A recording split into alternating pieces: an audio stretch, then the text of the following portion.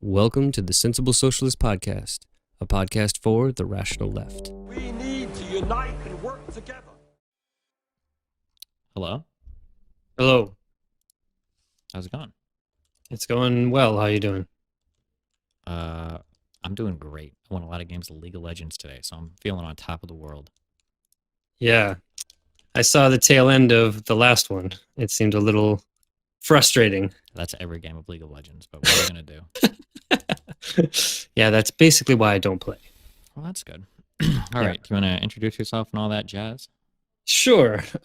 So my name is Kevin Gustafson, and I'm the host of the Sensible Socialist podcast, which is Wolf's Hole outlet. So I, consume a fair amount of YouTube and watch debates that I think are interesting and things like that. And obviously, I've come across you, and so I was interested to hear the debate between you and Rick. Mm-hmm. And I don't know. I think it was honestly sort of disappointing in general. I think that I've talked to Rick a few times on my podcast, and he definitely has a certain style, but I'm not sure it was really kind of tailored to what you normally do. I'm not sure how familiar he was with you, and so it was a very Rick Wolf style responses to some of the questions and stuff like that. And so there was a feeling for me, it was like, oh, I know, I think Rick's perspective fairly well, and I'm kind of in the cohort to a certain degree, producing content, at least under his name. And so I felt like I had a little bit more of an understanding of kind of where you've come from and stuff like that, and wanted to maybe address a few of the things that were left on the table and get into a few of the things specifically about like cooperatives, but just even about sort of general definitional things about capitalism, socialism, communism. I do want to touch on the 5 things that you said you hadn't heard a socialist respond to, and just kind of be curious what you think my responses to those would be, just as a kind of, I think, presentation of a different perspective that you may or may not find a little bit easier to understand and slightly less annoying, because I can't promise I won't mention the word feudalism at some point in the conversation, but I definitely won't do it every response, which is absolutely a Rick Wolf style. So there's kind of, I don't know, there's like sort of 4 big things. There's kind of a definitional thing, like making sure you define terms so that we know how we're using them. Mm-hmm. Talking about those 5 things that you talked about with Rick and answering those sort of practical questions about cooperatives, specifically about like investment in cooperatives, and then even some kind of bigger sort of philosophical questions, because I think these all kind of tie in and they make it a lot easier to sort of talk about these things in a way that makes sense. And so I don't know if you have a preference in terms of what you want to do kind of first or way to go. I mean, I think definitions are always helpful to know what people are talking about, but I do think giving some of that philosophical background would help. So real quick, just so that we can understand kind of like my purpose for definitions. So definitions are generally important because they make it so that we're having like a meaningful conversation. So whatever you're saying is responding to whatever I'm saying, and then we can engage with each other's ideas. But the reason why I usually push socialists for definitions a little bit more, though, is because I noticed that a lot of them use a lot of these definitions in a very aggressive manner. And so if people are going to be like very big on attacking each other over labels, then I want to be very clear on what those labels mean. Yeah. So that was one of the big things with Richard Wolff, because we really didn't talk about anything. But like, so for instance, like in one of Richard Wolff's videos, it was a Gravel University one. It's like he uses phrases like American style capitalism, like stuff like that. And a lot of socialists will just offhandedly say things like fuck capitalists or fuck liberals in general. And it's like, okay, well, what do you mean when you say like capitalists or socialists or whatever? And then when I run into somebody like Wolff, and it feels like their definition of socialism completely tracks with like liberalism, it's a little bit frustrating then that there's like so much aggression online towards liberals, when at the very least Richard Wolff seems to be totally okay with liberals, assuming they're okay with like big government intervention. So that's the only reason why I push a little bit harder on socialists for definitions, or anybody really with a definition. If somebody's going to attack somebody with a definition, then I want to be really clear that we know what we're talking about. I've had like fascists will try to say things like, oh, well, I think that Biden is a fascist. It's like, oh, well, that's interesting. Well, if you're going to use that to attack Biden, I really need to know what you mean by that then, because that's going to be really important in this conversation. But okay, go for it. Yeah. No, I completely agree with you. I think that, and I actually found it, again, very Rick Wolf style to talk about like three different versions of socialism. Like he did write a whole book, Understanding Socialism, that kind of laid that out. So I think he was kind of hearkening back to that. But it is frustrating to say then, like, okay, cool, there's like maybe these three definitions. Which one do you hold on to? And that was... He did say the third one, to be fair. It was just frustrating because it felt like we were kind of bouncing between all three at different points, depending on what argument we were talking about. But yeah. Yes, and I think that, I think Noam Chomsky said this and other people said this, but the words, sometimes words like capitalism and socialism have kind of been evacuated of meaning. The meaning like is like context dependent or dependent on the person you're talking to. You'll find as many definitions of socialism as you will socialists. And so I think it becomes very difficult to try to nail down some kind of like quote unquote textbook definition or something like that. It is really important to make sure with each individual person you talk to that you know what it is they're talking about. So if you want to start there, we can start there. Yeah, and I agree with what you're saying there, 100%. But then at that point, I think I just echo like, did you watch Krugman talk to Richard Wolff? I would just echo Krugman's statement there. Then, like, why call yourself a socialist? Like, just use like liberal, because like socialist has so much baggage, and it does like have within it some truly abhorrent ideologies that Richard Wolff himself, I would hope, would like disavow. And like, why would you spend so much time like trying to find? When you say, oh yeah, like I'm like in favor of like more government intervention. Like I'm a very left-leaning Democrat. Like, just say that, and you don't lose like 80% of the people like right off the bat by calling yourself a socialist. Like, it feels like unnecessarily like instigatory, or I don't know if that's a word, but like you're trying to instigate like out of that.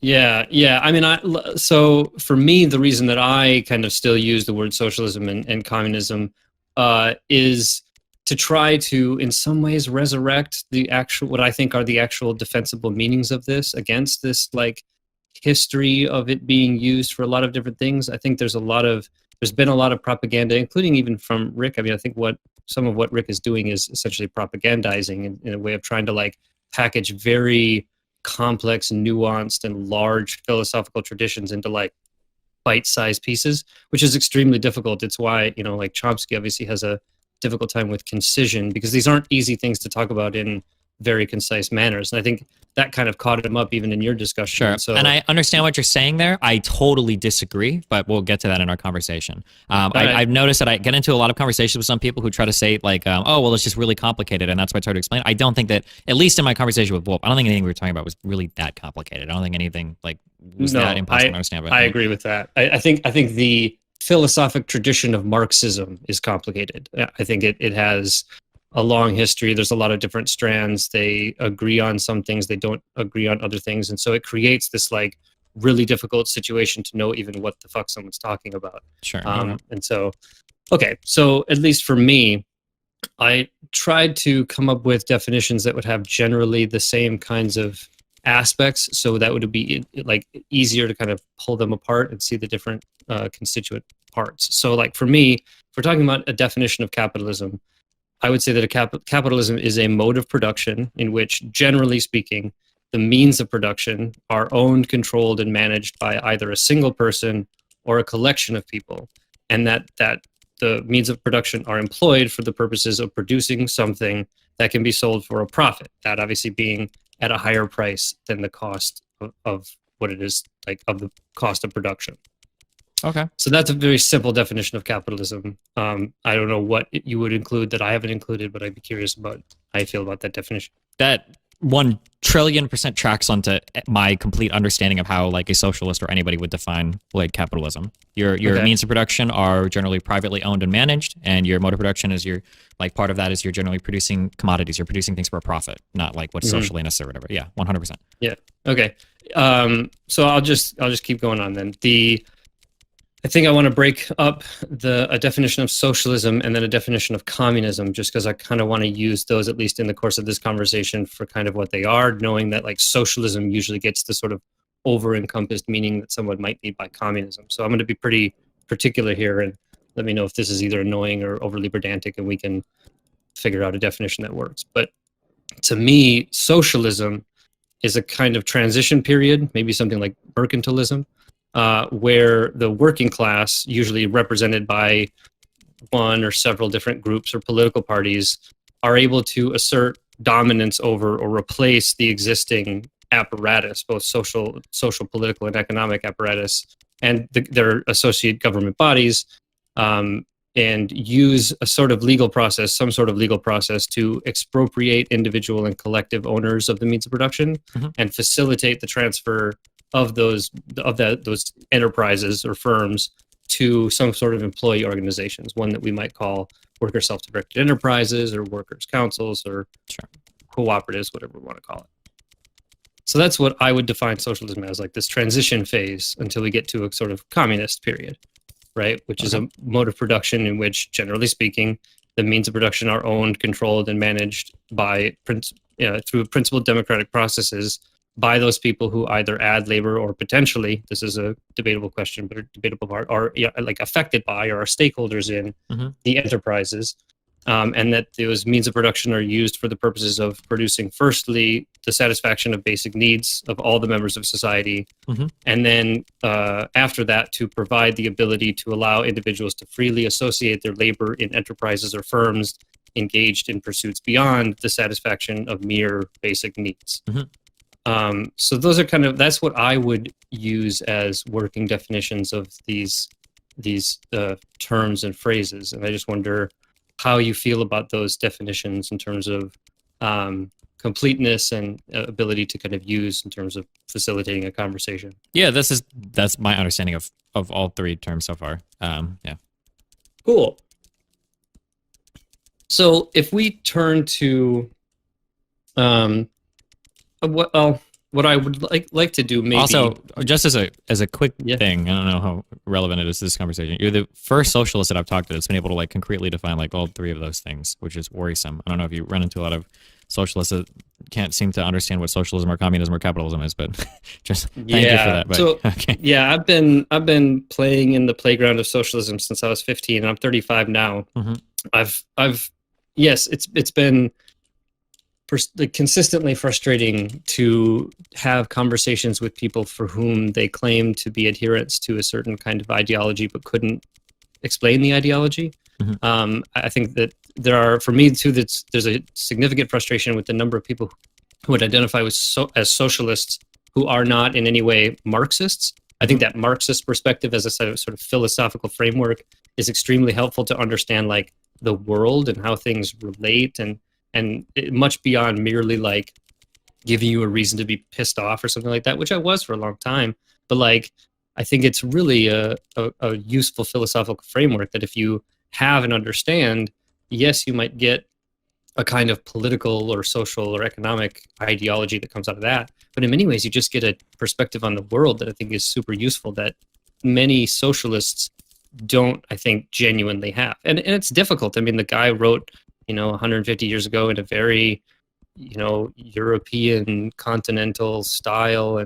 So it's like, it's kind of inaccessible in a lot of ways. And so that's like part of to be like shamelessly self-promoting. That's part of the reasons I'm doing the podcast that I'm doing, is to like try to talk about these ideas without getting like too much into the ridiculous nitty gritty and not being like super dogmatic, but in a way that's just like able to be understood. And I think it's possible, but I agree with you. I think a lot of people, especially frankly on the online left, are not exceptionally good at like putting arguments together. And I think I'm lucky in the fact that I went to school for philosophy, and so I studied for years on like how to construct arguments and to how to like put things together in a way that makes sense, and like went to law school and like have to do it for a living and stuff. And so I think that's a benefit that a lot of people, for a lot of different reasons, obviously don't have the kind of privilege to be able to spend years just sort of, making arguments and doing things better. But I appreciate that. And I think these definitions are in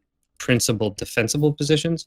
So it'd be interesting where we disagree on them. But I think it would be helpful for me. I know that I've heard enough of you saying like your perspective. You said this in your opening when you were talking to Rick, was when you think about economics, you don't see it in a moralistic framework sort of at all. Like I'm not sure if you see it as value free or how you kind of understand or would be able to equate one sort of economic system compared to another. Like what if it isn't, if there aren't values, or if we're not sneaking in values, which I don't want to claim that you're doing, what is it that you would use to judge one kind of economic system over a different economic system in terms of just evaluating them? So for I consider like a lot of economics descriptive.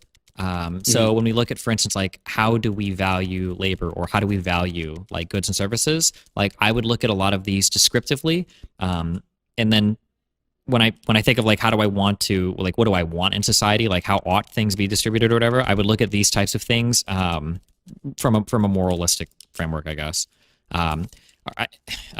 Okay, so what is your philosophy background?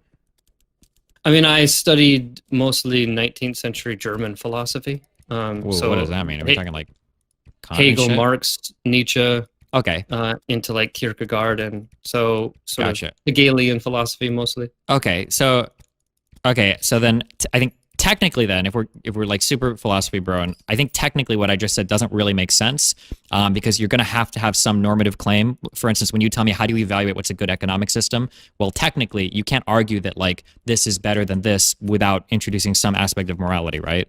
Sure. Yeah, okay, Some value claim. Sure, for sure, I understand that. So okay, so if we're gonna get that deep into it, so the value claim that I look at is more just like what like is the most efficient way. Have you ever heard of the term like a Pareto efficiency? I might be pronouncing that incorrectly. Sure. Yeah. Sure. Yep. Yeah. So like what is like the most efficient way to allocate like capital in society in such a way that we like maximize the efficiency of our economy is basically kind of what I look at for any economic system. I realize that type of allocation is probably going to lead to a lot of inequalities. And then for anything that exists that I don't like, so like say you've got people that work and can't afford healthcare or housing, those things you would seek to alleviate with government policy. That's like the mode of analysis, I guess I would say, I take when it comes to like economies and governments. Yeah.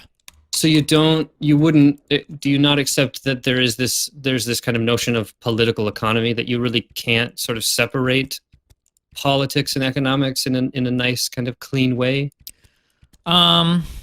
No, I definitely acknowledge that.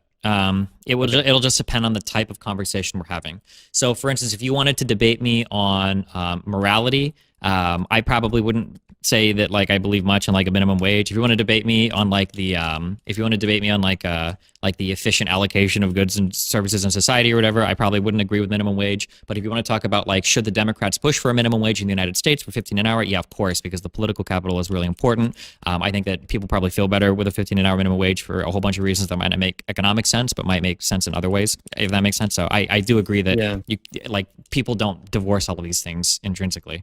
Yeah.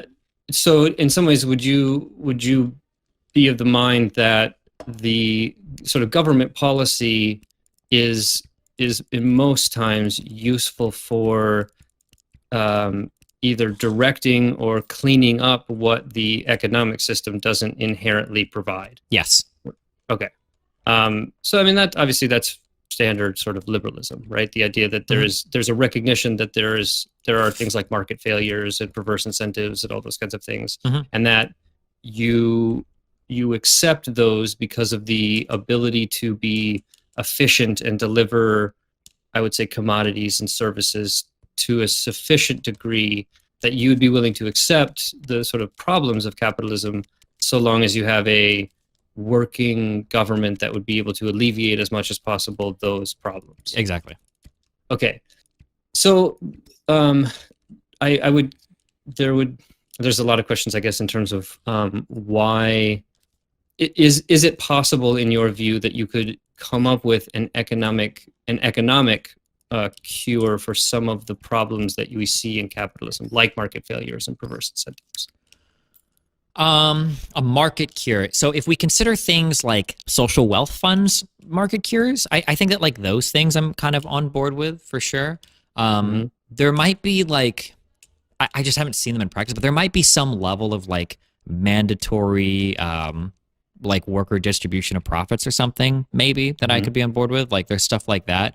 I say this a lot and nobody believes me, so whatever. But like I'm not really married to the idea of capitalism. Like I'm looking at like, well, what produces the best for the most people at the end of the day, kind of like a Rawlsian thing. And then that's generally what I go with. So like it is conceivable that somebody could say, well, okay, well, if workers owned all the means of productions, we lose like a little bit of efficiency. Sure, okay, Destiny, like it's not as efficient. However, like we don't need like 80% of our government programs now because the distribution of resources in society is so much more equitable that we can just like scrap so much. And like that creates like so many external positive effects. I was like, okay, yeah, fuck it. I'll take a little bit of a trade-off there if it really does lead to so many good outcomes. If that makes sense. Yeah, there are questions in my mind, like in terms of the good outcomes. I want to like think about the issue of, say, slavery. Or the owning of individuals for the purposes of using their labor. If there's a kind of amoral position on economic questions. Yeah, 1,000,000%. So like it sounds bad and I have to qualify this a million times, but like I would easily bite the bullet and I would say that if we could theoretically create such a world, I don't believe it exists now, but if we created a world where there was like a master owning class and slaves, but in this world like every single slave had like access to healthcare, the ability to, consume media and, go to school for what they want and et cetera, et cetera, et cetera, but they had to work like, 6 hours or 8 hours a day that was dictated by their masterminds or whatever. Assuming that like all the other outcomes were good, I would prefer that over like some post-apocalyptic nightmare where everybody has like Mad Max ultimate freedom, but like everybody's life fucking sucks. Yeah, so there's competing values in terms of freedom over, let's say, some kind of social security. I guess so. I'm interested in what is the kind of point at which you would choose one or the other. How do you kind of, because if I'm thinking about arguing for socialism or something like that, there are other kinds of values in terms of sort of having the ability to genuinely participate in things that you're not able to participate in a capitalist structure and things like that. And so I'm wondering if those matter to you in terms of what we would call outcomes. I almost don't. Are outcomes. Yeah, I almost don't consider freedom almost much at all. I know that at least in the Western world, I think that especially, ironically for a lot of liberals, like freedom or whatever is a really big thing. I think that people overvalue freedom. I think that they think they really like freedom a lot, but I think that freedom, I take like a kind of an instrumentalist approach to it. I think that people say they like freedom, but what they really see is freedom as like a means to an end to achieve better outcomes for themselves because I think they can pick better than other people can, which in some cases is true. But like, if you show me a world where you've got like so many other better outcomes, like let's say there's like some world where there's 2 hallways in front of you, and in one you walk down and you become a teacher, and in another you walk down and you become an engineer. And let's say that I construct some, hypothetical second world where you have more freedom, and now there's a third hallway where you can walk through it and fall off a bridge. Like I don't think that's good. I think that a lot of people obsess over like notions of freedom or like autonomy or control, but I really don't care about these things too much. I don't think just giving people more choices, especially at the expense of their material well-being, is a good thing. So like to explore that, if we were to, I think you could, if someone made the claim that if you look at the current sort of situation for a quote unquote normal middle class kind of regular worker in the United States as compared to the regular quote unquote middle class worker in the People's Republic of China. There are obviously a lot of criticisms of China in terms of its lack of freedom and its sort of control, the area, like social controls in a way that seem insane to an American. But one could argue that they have a greater amount of social security. If that's the measure, would you in that sense would have to say that the situation in the People's Republic of China, at least for that individual, the sort of middle class person, would be better? But would you use the word better to describe that? I would be careful because I'm not 100% sure what the average middle class Chinese person is like. Yeah, but like I could easily conceive of saying so. Yeah, for sure. Because like my retort would be like, I truly believe that in America we have unbelievable freedoms. The poorest person in the world could theoretically become the richest person in the world. There's a pathway for that to happen in the United States. But what does that matter, right? If we look at the actual access, if we look at the actual like material needs that are served and underserved by the average American, right? Like who cares about that level of freedom? Like that's not not doing anything for 99% of people. Yeah.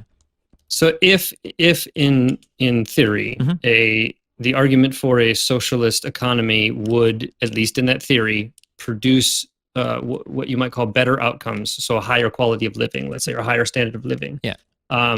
Then you would concede that would be a quote unquote better system. Depending on like what types of freedoms we've lost, yeah, for sure. So like, I'm not gonna sit here and say like, oh, like yeah, freedom. But if we're talking about like a world where like every single career and everything is forced upon you, and you're not allowed to watch anything but like state-approved media or whatever, like there's going to be some level where we've lost freedom that's actually inhibited our ability to make choices that would genuinely make us happy. If that makes a sense. Yeah. Right. So in some ways, there's a difference between the Democratic People's Republic of Korea and the People's Republic of China. They're not maybe, one has less freedoms than the other. Yeah. I said, like I value like people's ability to live good lives at the end of the day. And I think that freedom can be a useful proxy for that sometimes. So like I have the freedom to choose like generally what I want to eat, which I think like can in some ways enable me to be happier. I've got the freedom to choose media, blah, blah, blah. But like if, say, for instance, like all of that was provided to me and I never made a choice, like maybe I wouldn't care as much. But if you're taking away like every choice you can make and now you're stuck with shit that you don't like, okay, well now we've got a problem. Not necessarily because we've lost freedom, but because we've lost like things that would have otherwise made us happy that we no longer have access to.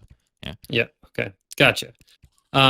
So that's all very helpful, I think, in one, answering the questions, but also trying to, like, there is a part of me, it's very kind of easy, and I think a cop-out in many ways to go the moralistic argument with socialism. I think that you can kind of easily, I mean, there's a standard argument that I would say to someone who is more moralistically inclined, that would be something like the nexus between chattel slavery and wage slavery and the need to get rid of both. But like, if that's not important or convincing, I think, to you, then it's not necessarily kind of to make. But I think, so for me at least, just to kind of at least paint the whole picture, I do think that there are moral arguments that one could make about the failures of the current system, the social consequences thereeof.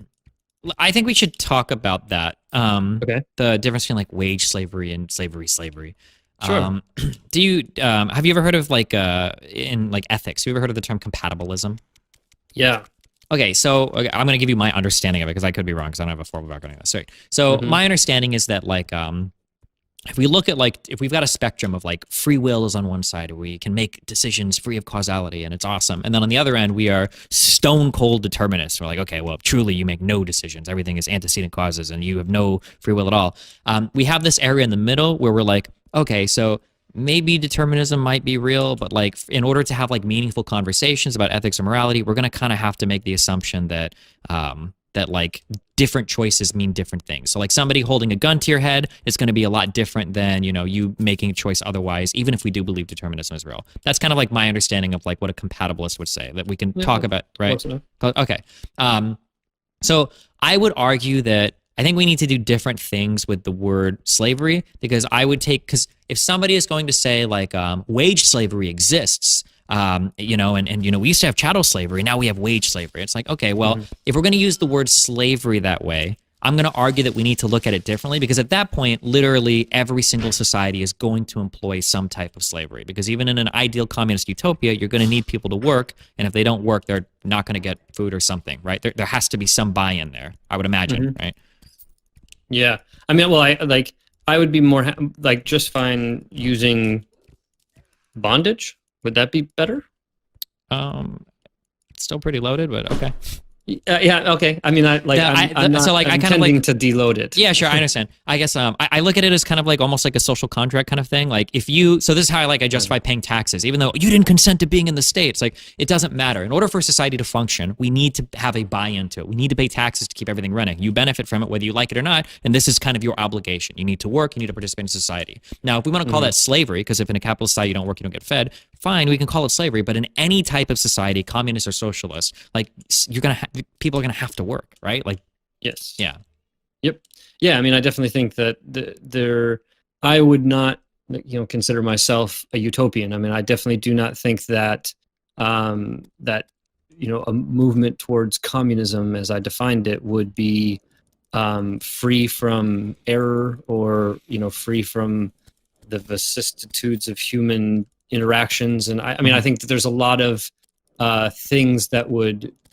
orient the development of how something like this would happen. I think that's how you see what happened in the 20th century with some of these sort of experiments in trying to do this, and the consequences of their both, like, they're just historically, socially, economically, and politically contingent. Sure. That, you know, you can't really divorce actual developments in the world from the way, like, the world as it is, you know. So it's not, I would shy away from, like, even, you know, some kind of claim of utopianism.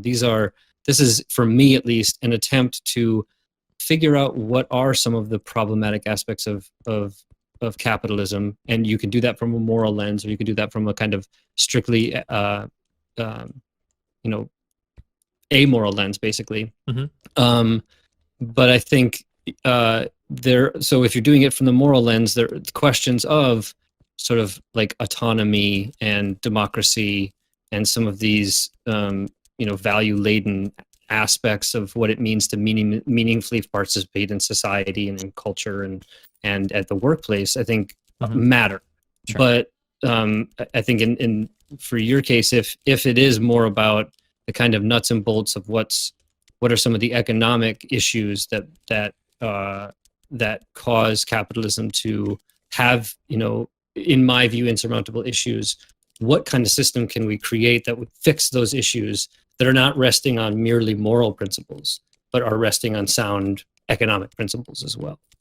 Yeah, I mean, it would seem to be that, and it's hard to say because I don't know who does it, unless we point to like Scandinavia, like some form of capitalism with very, very, very heavy government intervention, with some type of like central bank pumping up the economy and everything. Like, seems to be. I mean, China. That's how I mean, I would define China as that. I mean, China's a little bit differently though, because China has like a lot of like the government kind of like in a single mind runs a lot of the enterprise there. Like, I guess as of the last 20, 30 years, they've opened up more to like external investment, but the government is kind of like the main owner of a lot of the capital in China, which I think is a bit different than. Sure. Yeah. I mean, it's definitely different. I do think, I mean, like, this might cause a disruption or whatever, but I don't care. When I look at, like, you know, when you had like your opening statement with Rick, and there were part of the argument that you were making was like, look, there have been socialist economies and they didn't work very well. And I think, you know, specifically the Soviet Union. And I mean, I studied the Soviet Union for like my grad school work, specifically like the bureaucracy of the Soviet Union, and the sort of, so got like really deep into the history of the Soviet, the sort of Russian, you know, 19th to 20th century history. And I think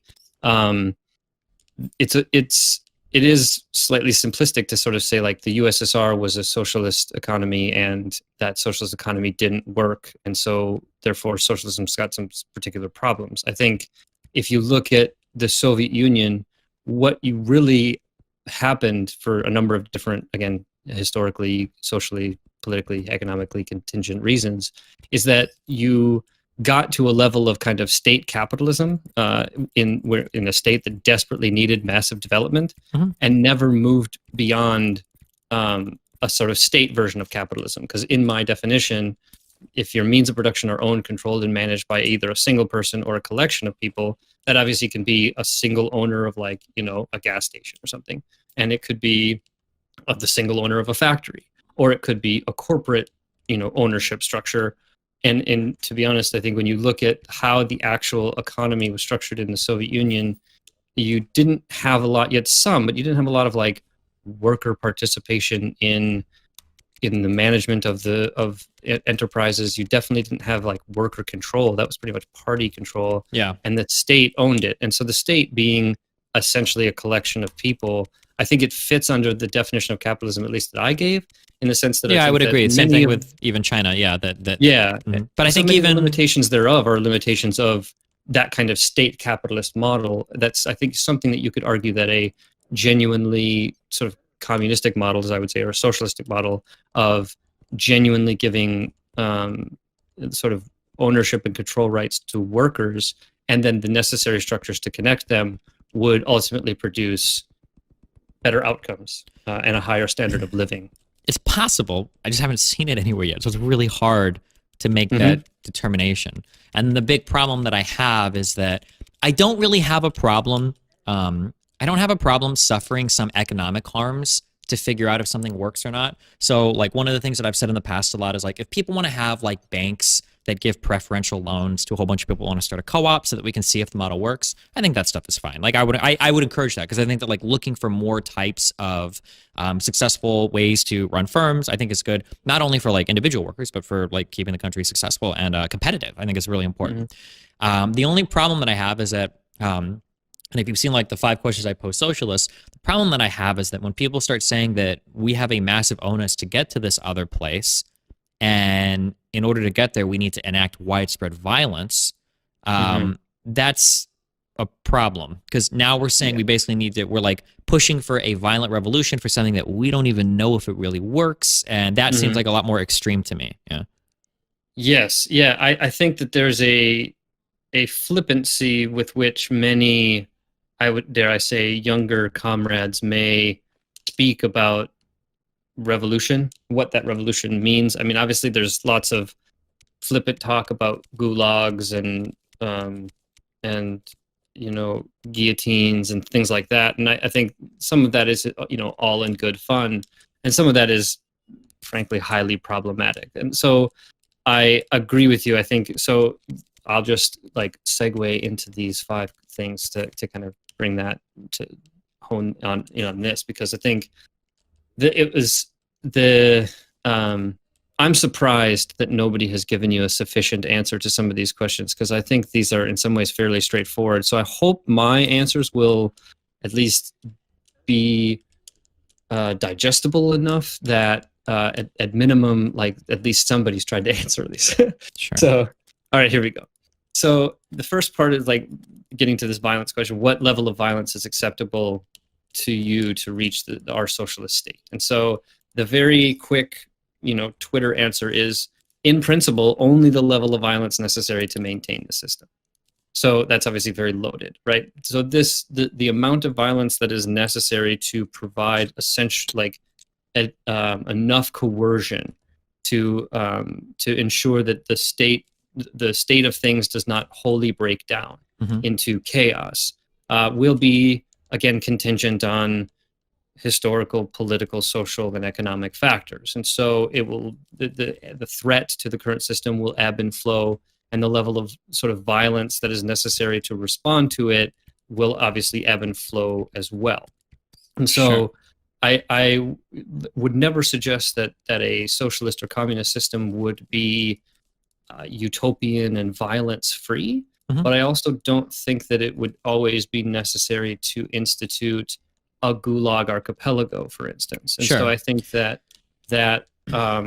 I think the level of violence that would be necessary, I think it's fair to say that when you look at attempts at organizing the working class, even generally, but specifically organizing them with the oriented goal of expropriating the means of production from individual or collective owners' hands and placing it back in the working class, that movement towards that, even organizing for that, is often met with like pretty intense levels of violence by those for whom it is a threat. And so there's always been this tendency to respond. And so there's always been, I think, class war is often kind of under the surface and working on the level of policy and stuff like that. But it can also erupt into like legitimate combat. And so I think that what you've seen throughout history is that it is rarely the socialists and communists who throw the first bomb or use the police force and their monopoly on the use of force to be able to engage in acts of violence. And so like for me, the level of violence is only that which is necessary, and only in terms of towards the process of whatever kind of revolutionary change we're talking about, only defensive. So only in like necessary to be able to defend the projects as it's going against usually unreasonable, unlawful, and unjustifiable acts of violence, particularly by the state. Sure. So this is where, okay, so I'm gonna tell you my objections ahead of time, So I won't trap you into like agreeing with any of these things, just so that this is kind of where my thought process goes for why this is so problematic for me. And then I'm going to give you answers that a lot of other lefties will give, and then I'll kind of say this is why I think that this kind of an answer is problematic. So firstly, in terms of what you say, like whatever level of violence is necessary to maintain the stability of the state, I would immediately concede that already exists today to some extent, right? That to maintain any state, there is some level of violence, even in a capitalist society or whatever, right? We would both agree with that, of course, right? Yep. Yeah, and it would be foolish to say otherwise. So my problem is that the way that lefties, Twitter historically, have argued is this notion that liberals are so hell-bent on maintaining the power and control that they have in society that they will, when the time comes, they will side with fascists in order to maintain the stability of society, that they will not give up any amount of power.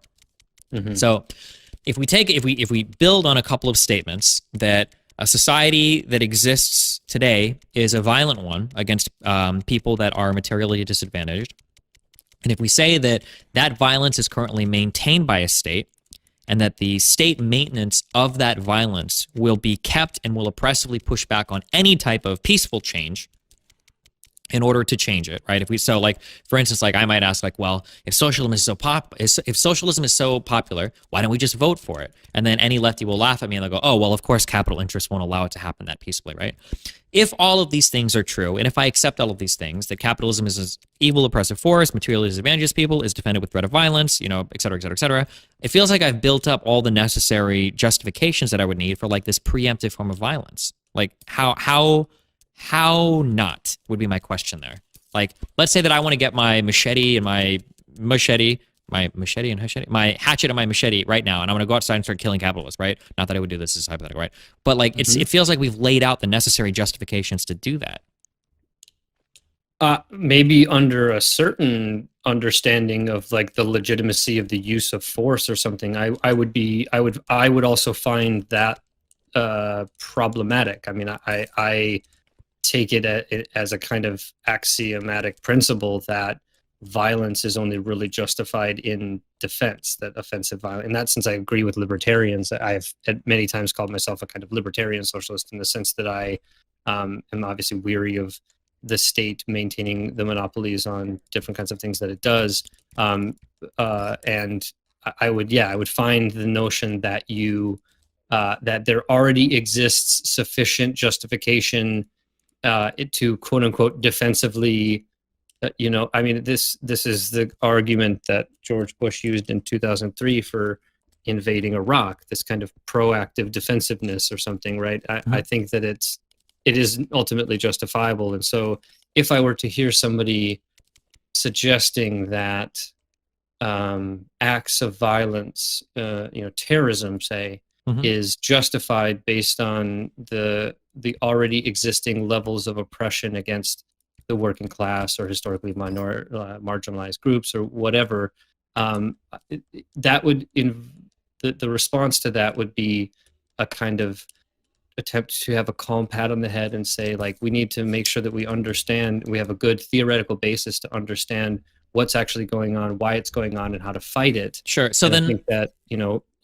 this is a long tradition in like specifically in the Russian context. I mean, there was the Black Hand and other groups that were committing acts of terrorism against the Tsar and Tsarist, and there was a long debate about, like, dude, this is not a good strategy. This is like, not only is it not justifiable in terms of a kind of a moral sense, but it isn't justifiable in the sense that it actually gets you anywhere in terms of organizing the group that you want to organize. So I guess like that's my that would be my, I would be curious then if we just run that down. So how do we move from here to socialism? If we start voting on policies, wouldn't we expect there to be unstoppable pushback from capitalists in society that would necessitate violence to overcome? Or do you think that they would just willingly give up the social hierarchy and we would be able to move towards socialism if we just voted on it? Or so this was again, I'll do a shameless self-promotion. This was the last episode of the Sensible Socialist podcast that I talked to my friend Brandon Madsen, who's in the Reform and Revolution Caucus at DSA,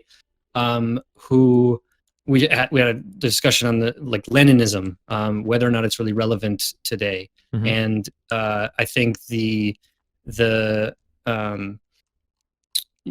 if you're the process of getting to the kind of a socialist, let's say a socialist transitionary period, is going to be different in different places. Again, like this whole perspective on Marxism is the focus on and the insurance that you take into account the historical, the social, the political, and economic contingencies of the different places that we're talking about. So not every path to socialism is exactly the same. There is no recipe towards getting there. It is going to be significantly dependent on the situation that you exist in. So if we have to narrow it down to, say, the United States, what is a possible scenario in which this could happen?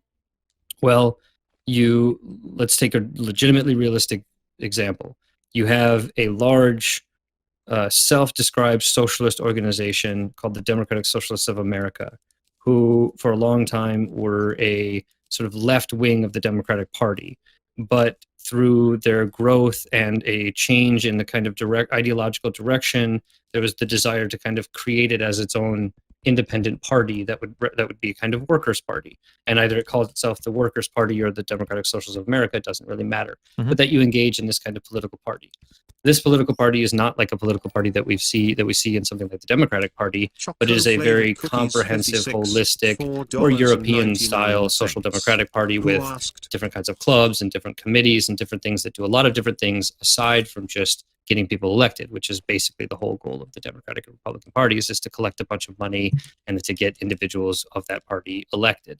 So you have this organization that is doing a lot of different things. And so it is simultaneously vying for the already existing levers of political power in terms of elections and trying to get elected to Congress and even potentially presidencies and governors and things like that. It's also doing important groundwork in terms of connecting mutual aid organizations and providing a kind of level of actual on the ground help to people who really need it, such that those people who are seeing the consequences of the failures of both, I think, the consequences of capitalism and the failure of particularly the United States to alleviate things that other places have done through social democratic programs, you'd fill this kind of gap and you'd get a group, you'd organize people towards this perspective. Sure. So you also then engage in a policy of expanding and making sure that there is actually the kind of future firms that you want to see. So you invest a lot in helping to create cooperatives, networks of cooperatives, you create these like center anchor institutions and then cooperatives that serve that anchor institution. So you develop this kind of like alternative economy in a sense that is founded on a different principle in terms of who owns, controls, and manages the means of production. Sure. And you kind of do that within the context to the degree that you can within the current paradigm. And you do as much as you can in that, hopefully growing that as a way of getting revenue, but also, being able to grow and being able to provide people on the ground experiences in actually running, managing, figuring out some of the problems that exist with co-ops and doing all of this kind of exploratory work that's necessary. So this large organization is doing all of these different things, and it is in the course of doing so challenging the existing structures and those who benefit the most from them. And there will be differences in the approach in terms of the response to that. So there will be potentially consolidations of political groups in a way that would be unique, because you have this far left group that's entering the political sphere in the first time in like 100 years. You'd have different things that would ebb and flow in terms of what we would consider reactions to that. And some of them are going to be in the form of something like a police raid, in terms of maybe there's more charismatic, we should say, or even prone to violence groups that would do that. And so you're going to have different levels of response as you get more and more sort of power and influence. And I think the debate that I was having with my friend Brandon was that I envision a situation where you could more or less consolidate enough power and get enough people like military organizations and even police to be able to protect the people who are trying to institute socialism, in the sense of beginning the expropriation process and building up worker cooperatives to take over businesses. I think that you could, in principle, have that in a context where you could, through a long process of political consolidation and being open to bringing people in that you may not otherwise be, so open to if you're a more sort of cadre, small, traditional revolutionary kind of organization like you saw in Russia.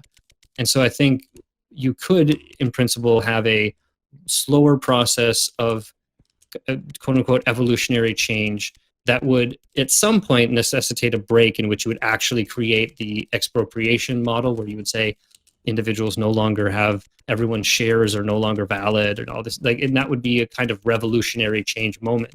That could be super legalistically, but it could also be in the course of a conflict that results from a sufficient level of threat being met with a sufficient level of violence for those for whom the threat is too high to accept, and the engagement in hostilities at which time one or the other would win. Historically, that has been the case. There's always been a kind of counter-revolution to any revolutionary push, and so it's not crazy to assume that that kind of process would happen. So when it comes to like the question of violence, again, it's a kind of defensive, only that which is necessary to maintain the gains that have happened, but that we should recognize that the late 19th century and early 20th century in the United States was a period of time in which Black people and workers were being mercilessly killed, and that this tendency towards violence is very much not necessarily something that either only exists or solely exists on a single side of this this economic question. It is obvious that both sides, given the sufficient means and motivation, will engage in incredible amounts of violence. Okay. Yeah, I mean, I don't think I disagree with a single thing you've said. Do you? I'm just curious. You use the phrase mutual aid. Do you find that most people use that phrase similarly to how you just used it? I like your description of mutual aid. I think is very good, and it's the one that I'm more familiar with. But it feels a lot when I hear people say mutual aid. I feel like 99% of the time people say it, they just mean charity. But the idea of what you're talking about in terms of like establishing like kind of these self-sufficient like paradigms that it can exist and like provide people with what they need and people participate in them, they build up these institutions or whatever, that's interesting because, or it's not interesting, but like it's how I like understand like mutual aid is supposed to be. But I find that when so many lefties and people on Twitter talk about mutual aid, they are literally just talking about charity, which is kind of strange to me. That's kind of like not really too related to what you're saying right now. Twitter is not always the best place to get good, nuanced, and thoughtful discussions about important topics, and I think nowhere is that more true than discussions of leftist politics. I think that Twitter is where left, like genuinely like deep philosophical left ideas go to kind of die. And so that's frustrating because that's obviously where people are talking and that's where a lot of the discourse is happening. But I just it's organizing and there's little organizing that's being done on Twitter. Let's put it that way. Genuinely like organizing people towards actual like doing work. And even like, I mean, mutual aid is part charity, but it's mostly organizing. The point of engaging in some kind of project that's going to help people is so that they realize that like somebody's going to help them. And when you can identify who's going to help you, those are the people you go to when you have another problem. And so, you can, in principle, if you had a sufficiently organized mutual aid society, you wouldn't have to call the police when your neighbors are fighting and things like that. That you'd have a place to go to. That's much beyond simple charity. That's actually in creating different structures. Because I think that when you're talking about the violence aspect of it, the final like ability. This is the point that we were talking about in that podcast episode. Is like you need an organization that has, historically it's been this sort of dual power situation where. In Russia in 1917, you had in existence for a while the Soviets, these workers' councils, these like organizations where individual factories and stuff would send delegates to sit on these councils, and they would make what it amount to like laws, but essentially like decrees that would help organize production and get things where they needed to go. And eventually, people saw this as like a legitimate other kind of power structure and other kind of way in which the decisions could be made that, especially for Russians at the time, was a fuck of a lot better than the czarist bureaucracy. And so it's like, all right, like power to the Soviets. I mean, that was the 1917 cry in terms of the revolution, was all power to the Soviets. Let's get rid of this like provisional government that's not really representing people and keeping us in World War I. and let's go with these workers' councils. And again, because of all kinds of historical contingencies, those workers' councils didn't last long as a genuine organ of democracy within the Soviet Union. But I think that in principle, they could have. And so that's, again, a kind of model of not only worker ownership, control, and management of individual businesses, which I think is important, but also the additional structures that you need in order to create an actual working economy that would organize these cooperatives together, such that it isn't just like capitalism with cooperatives, that you're actually talking about a different kind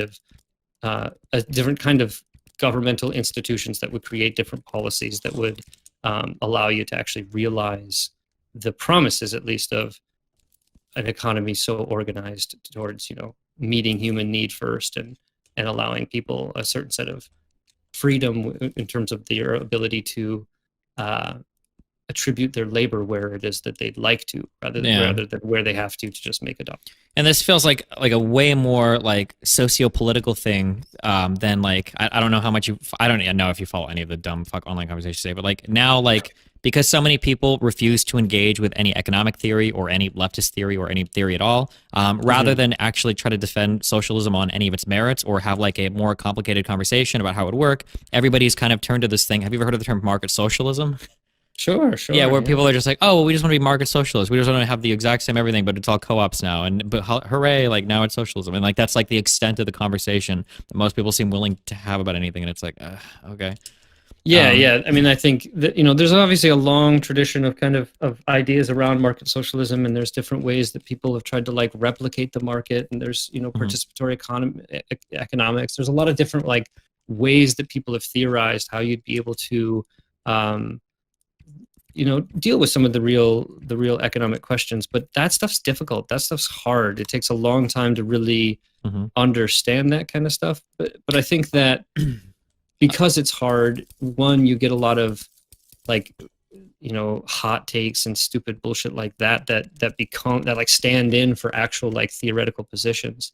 But you also get responses to that I think are kind of like lame, or like, even like infantile, to use a good old Marxist term. But I think like it's just like it's easy to combat a bad argument, and there's so many people on the left, particularly like left book and left Twitter, that are just like a litany of bad arguments, that it's sort of difficult. I don't engage with a lot of it, partially because I just want to have a kid, so I don't have the time. But like the other one is like I just don't have the mental energy. Like I have to like try to actually read shit that helps me understand things, and I can't do that if I just read Twitter, because it doesn't help me understand anything. And in many ways, it's just like, for me, a kind of indication as to where things are in terms of the level of depth there are in terms of people's theoretical understanding. But I'm not sure you're familiar with this, but the whole notion of praxis of like making sure that you have a really good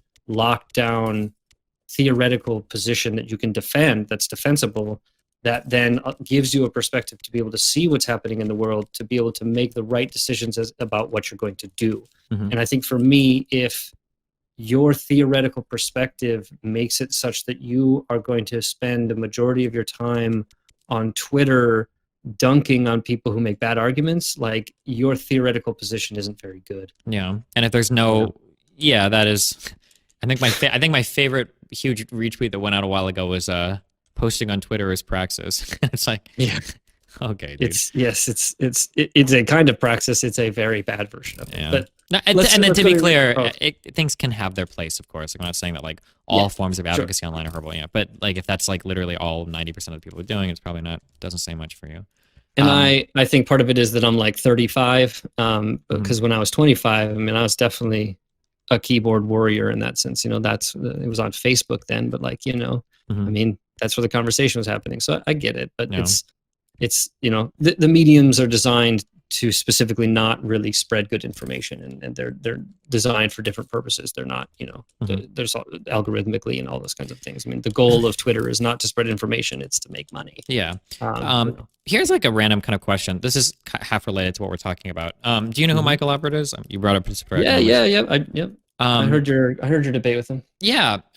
So this is a guy. I disagree with so much what he said, but I super 1,000,000% respected that he's one of the few lefties I've talked to that not only does he have a position, he's tried to stake out like really hard positions. Like, this is how I redesign the whole economy. And I disagree with a lot, but props for him for like trying to get something down on paper that we can talk about.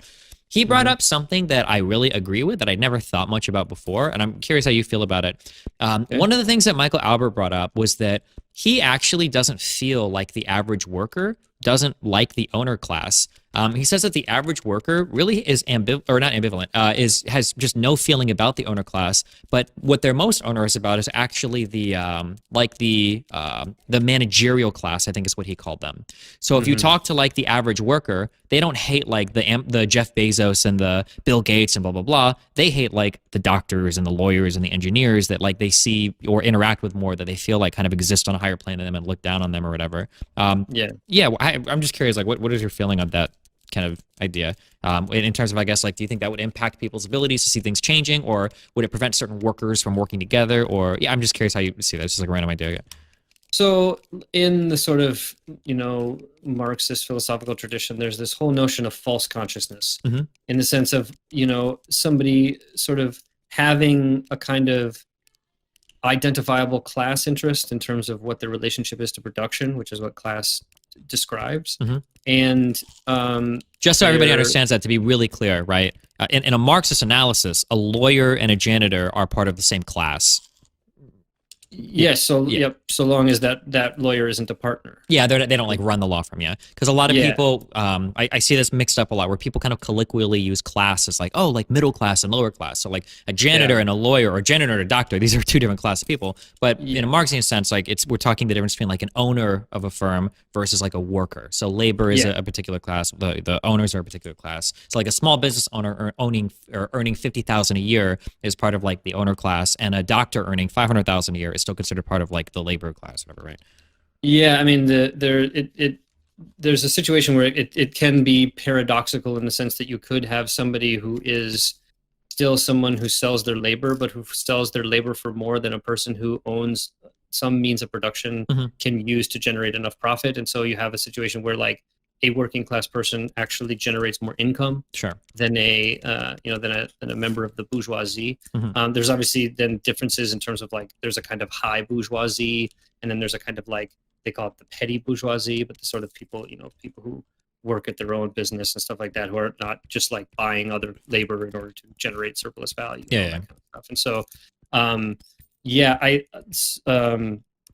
the ultimate question about Michael Albert, like, have I thought about, what was it?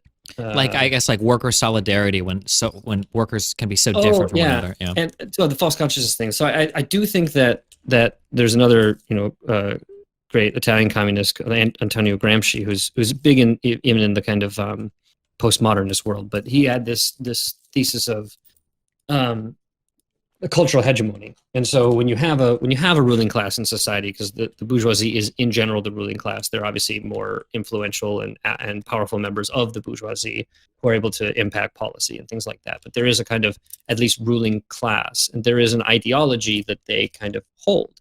And this is a generally pro-capitalist. It can go kind of either sort of neoliberal capitalist, social democratic capitalist, or more like free market, small government kind of capitalist. But in general, this is a kind of perspective of that capitalism is a sort of, in some ways, just a self-justifying system, and so it doesn't take much to kind of accept. And so those people who are able to, in that system, succeed in terms of generating lots of wealth, are often seen by participants in that system as the goal. That's what you want to do. You want to relieve yourself of the burdens of I would say the bonds of wage earning, and you want to move beyond that in a way that you don't have to, like, you see these people as not having to really work, having this luxurious lifestyle, not having to worry about money. And so I think that there's a lot of people who are envious, and not necessarily negatively envious, but like positively envious of people who have escaped, and people who are able to do kind of whatever it is that they want with their time. And there's this, often you listen to like the fucking Kardashians or something. They never have jobs. They always have projects, right? Because like they don't need money. They spend money in order to engage in these projects. And I think that there's a lot of people like for whom like I just work all day and I don't like have the time to or the wherewithal to even like engage in all of these different projects. Like that's just too much. So there's an enviousness of the people who are able to have escaped that and engage in this kind of thing. And I think that there's a lot of frustration about the people who actually maintain and prop up the system in the day-to-day interactions in that system. And that is the lawyers, the doctors, the what's called in the literature of sort of Marxism and otherwise this professional managerial class. And there's an attempt to kind of say that this group has a different relationship to production, that like lawyers relate to production differently than janitors. And I think because they're engaged in maintaining the kind of, again, in this Marxist analysis, the economics, the sort of mode of production of individual or collective owners owning the means of production to do so for profit is the kind of economic base in your society. And then there's this whole edifice that's built on top of it that are all like the norms and the quote unquote common sense and all of these kinds of like ideas that are just like built within the edifice that rests on this economic base. Mm-hmm. And so this cultural hegemony is basically accepted by almost everybody. And so there's a lot of people who I think don't think deeply about the even the division of haves and have-nots. Like either they're too busy trying to make by, or they've gotten themselves into a position where they think, this is like as good as I'm going to do, and it's not the work. Like I'm not living in, like Lagos, Nigeria, or something. And so like I can rest comfortably enough with what I have. Could it be better? Could I design a better system? Maybe if I thought about it, but this is good enough.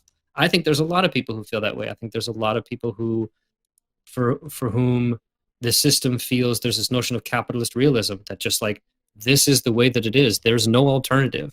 And the most that we can do is to try to sand the edges off of capitalism with some kind of social democracy. And so that's why you have like Medicare for all being super popular and Social Security being super popular and unemployment being super popular, because these are ways that you can, that you can sand off the sharp edges of capitalism. But I think that, I think that there's a lot of people for whom revolutionary change doesn't feel necessary. I would just say that I think that if those people were to experience working in a cooperative or having a bit more meaningful participation in their day-to-day life in terms of the things that affect them, mm-hmm. I do think that those people would likely recognize that as a kind of improvement on their general quality of life.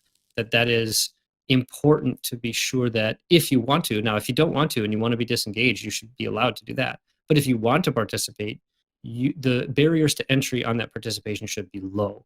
And if they are low, I think that people would recognize how much better a system is that allows that kind of participation, both in the decisions that are made, but also in the individual like phenomenology of sitting in on a meeting that is not a boring business meeting that doesn't really affect you, that doesn't matter, but actually a meeting that's like about something that you care about, that you want to meaningfully participate in. I think that fundamentally is something different that would change people's mind. But life is tough and there's lots of stuff going on and there's lots to worry about. And I mean, I definitely know from the experience of having a kid, like that narrows down your focus to like pretty small. And so you got one or two like kids and you got a job that you got to maintain and do a decent enough job because you don't want to get fired and lose your house and stuff like that. Mm-hmm. You're not going to be thinking about revolutionary struggle. You're going to be thinking about like what potential side hustle you could do to like alleviate some of the concerns about, how you're going to pay the electricity bill and stuff like that.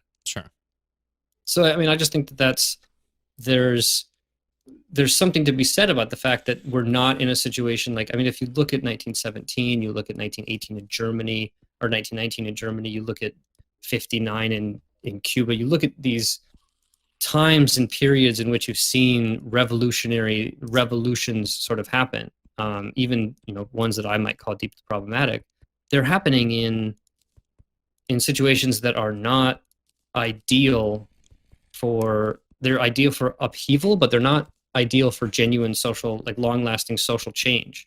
And so, they're happening during wars and periods of deprivation and stuff like that. And so there is this accelerationist theory that like what we really need to do is just let capitalism get to the point where it's totally fucked, and then people will realize how bad it is, and it's only at that point that people will stand up in sufficient numbers to make the change. And maybe that's true, but I do think that when you're looking at something like the ecological crisis, that we're seeing, I think, some of the consequences of the failures of the capitalist mode of production to take into account externalities and other aspects, these, again, market failures that are potentially putting, like, as Chomsky says, organized human life on Earth in jeopardy. And if that isn't sufficient enough to wake people up and get people active towards finding a new system, it's hard for me to see what will, until it's like the day after tomorrow and there's a giant freaking snowstorm that covers the earth or something like that. And by that time, it might be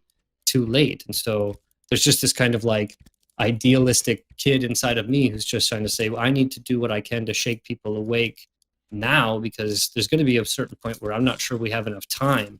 And I want to make sure that I think that, I'm not the kind of person who would argue that we need to tear capitalism completely down.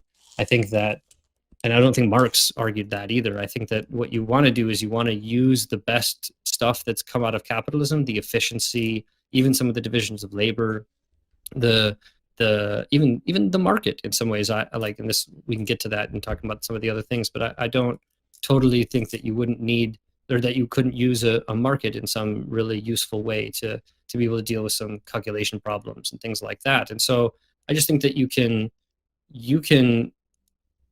be critical of capitalism, and you can be like in favor of socialism, and recognize that we're not talking about pulling the baby out with the bathwater, that we're really talking about the kind of improvement that capitalism was to, here it is, feudalism, that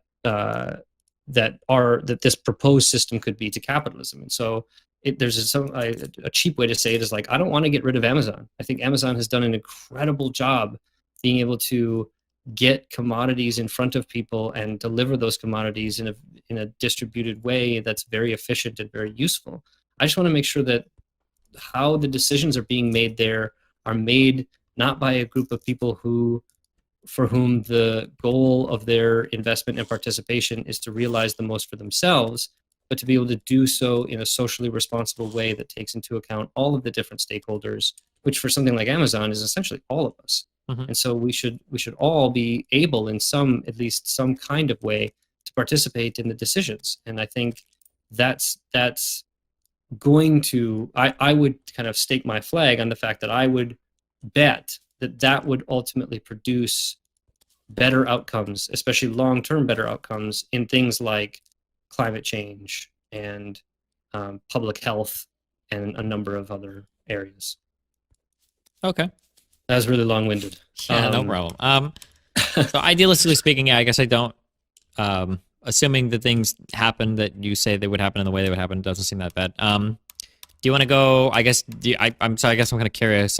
Do you want to run down that list of, like, I think we already kind of did question one, I guess, for the other four. I'm curious what you're... I'll do these, try to do these quick. So how do we decide what businesses are possible if we disallow private capital investment? Yeah. So the answer to this question is obviously dependent on who you talk to. So like some people are just going to do that, what Rick talked about, the second definition, just say, look, a bunch of well-meaning government bureaucrats are going to like have these little councils and they're going to decide, and the government is going to distribute all the income. I think that's potentially problematic.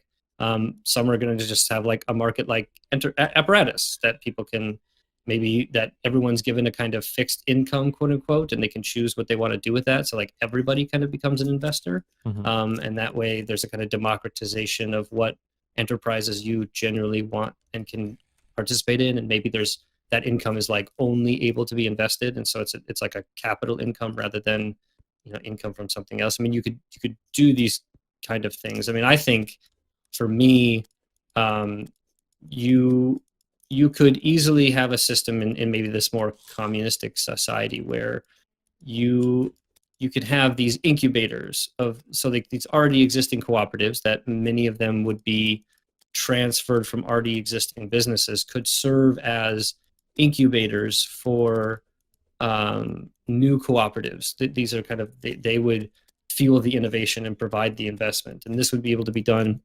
maintaining that kind of like participatory aspect where individuals in that cooperative can participate in the decision making in terms of where to provide the ultimate investment. And so there's a real world example of this in Montreal that are called the EVA Cooperative, and Montreal in Quebec's got a lot of it's got a long cooperative history, and it's only got 1/5 the country's population, but it's got 1/3 of the co-ops, and so there's this ecosystem of co-ops that already exist. And so while they were starting, they got a $15,000 grant from a credit union that was just wanting to help foster cooperatives. And obviously right now there's not ample amounts of cooperatives to invest in, and so they found these people that had this idea and wanted to really help it. I think that that's a microcosm of a situation that you could have in the macro, in which there are these kind of large incubators, and maybe even something like what already exists as community development financial institutions, who have a different, because this is going to involve a kind of change in terms of the rules, right? And so instead of investment being done for the purposes of extracting value, or not necessarily extracting value, because I could see a situation going back to where I think the debate really ran down between you and Rick, where you could have a situation where you could guarantee a kind of return to investors so long as the business remains viable. You could create a duty to that investor that they would be paid out in proper intervals and things like that. So you could have, private capital investment that didn't result in the ownership of voting shares. And so you could maintain the workers' ability to direct it, but you would also contain this duty that's owed to people who've invested capital to essentially return that capital either at its base rate or at some kind of interest rate, so that you're not necessarily dependent on a certain level of profit production, and then give it kind of dividends, but that you could assure a return essentially like a loan. So investment turns from investing for the purposes of shares and potentially voting shares and voting rights into a kind of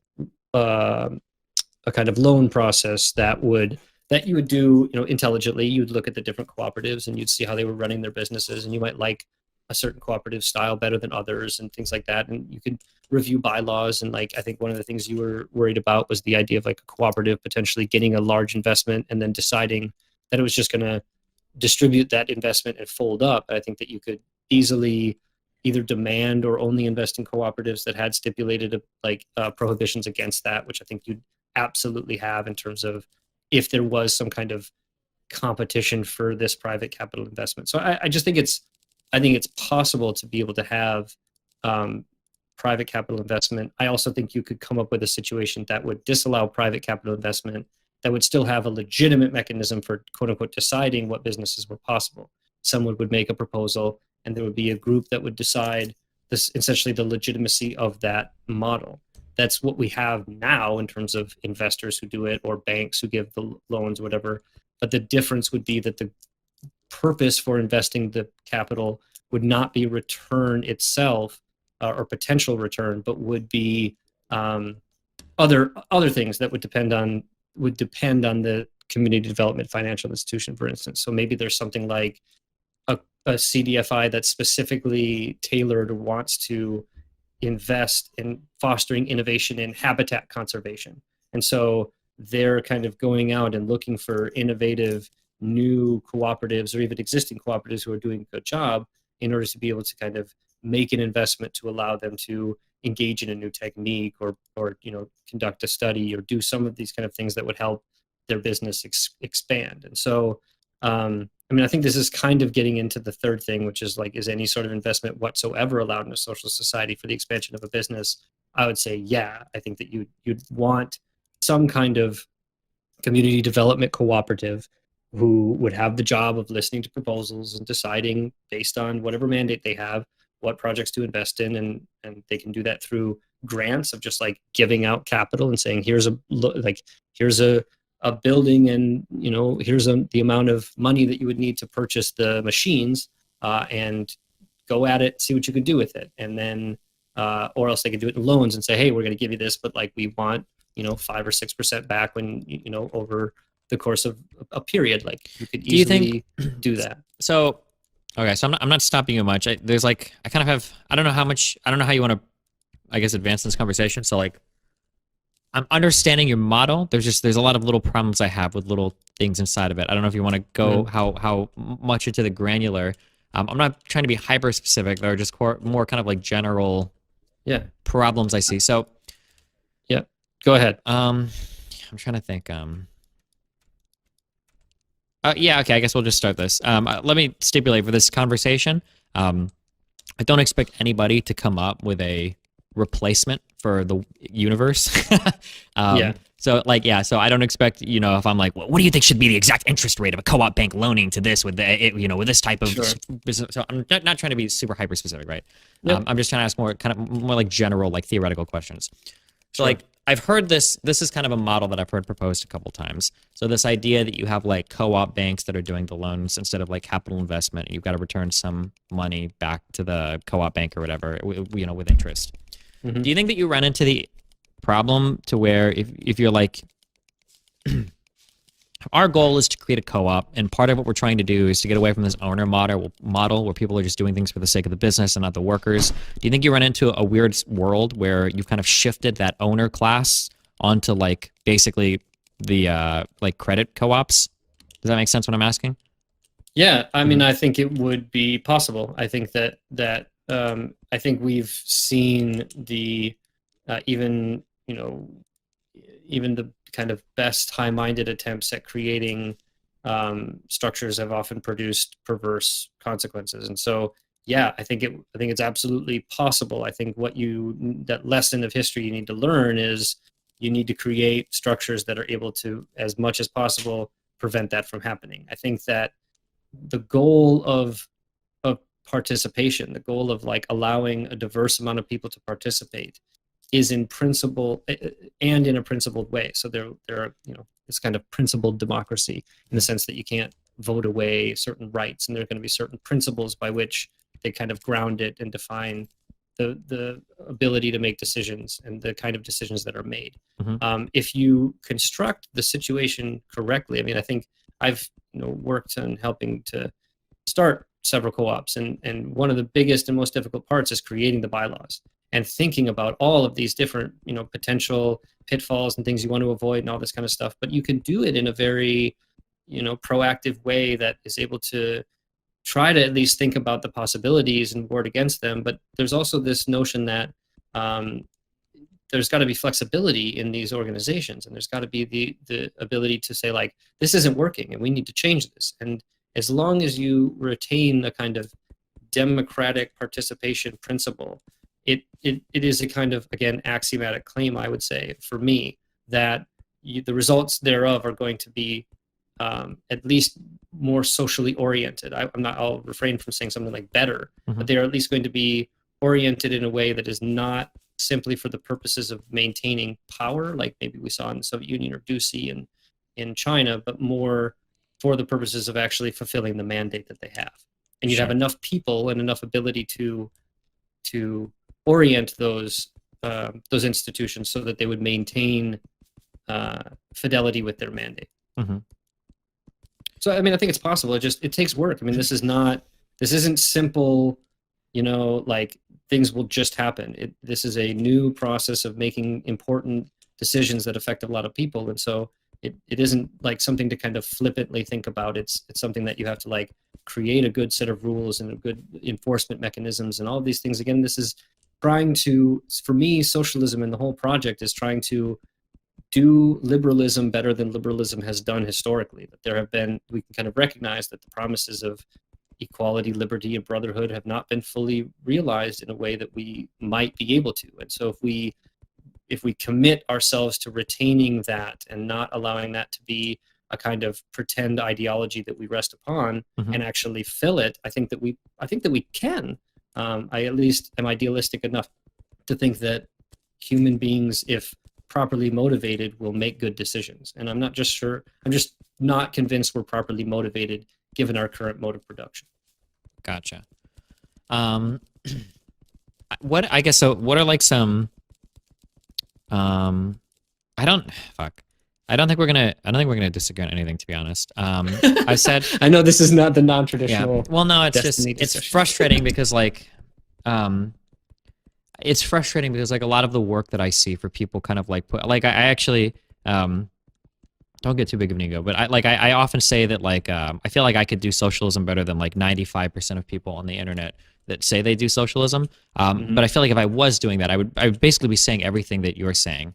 Like the idea of this kind of like slow churn and burn where you are slowly creating these structures in society that become like capitalism, like you said, like self-justifying, right? Like say you have a neighborhood where you've got like a few guys that you've pegged out that are, you know, good guys you can call for help. And then say you like start to get these small businesses started up that are all ran kind of cooperatively and like you don't need to rely on the police. You've got like internal funding that like when you build these structures up, like you get to a point to where it's not a matter of like, you know, like the point you make about violence, it's not a matter of like we need to violently overthrow the system. It's more like we need to defend ourselves because we've actually become like so self-sustaining and so self-justifying that now we're facing external pressure, right?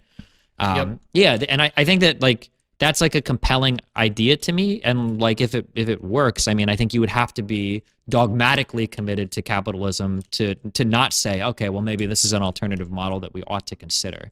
But it truly feels like, and maybe it's just on my world lost on the internet, like these arguments are just wholly, completely, and totally fucking absent from everything. Like instead, it's like we need to kill all capitalists and murder landlords because they're destroying society like ASAP. And that's like the extent of the conversation that exists when you talk to left-leaning people. And unfortunately, it's not even just like the crazy people on Twitter. It seems to be like a lot of the larger, like I don't know if you consider Chapo Trap House to be like good representations of lefty ideals or socialism, or any of these really, really far left progressives. I don't know if you call them like the Brianna Joys or whatever, and all these other people. But yeah, like this type of talk just seems to be totally fucking absent from everywhere.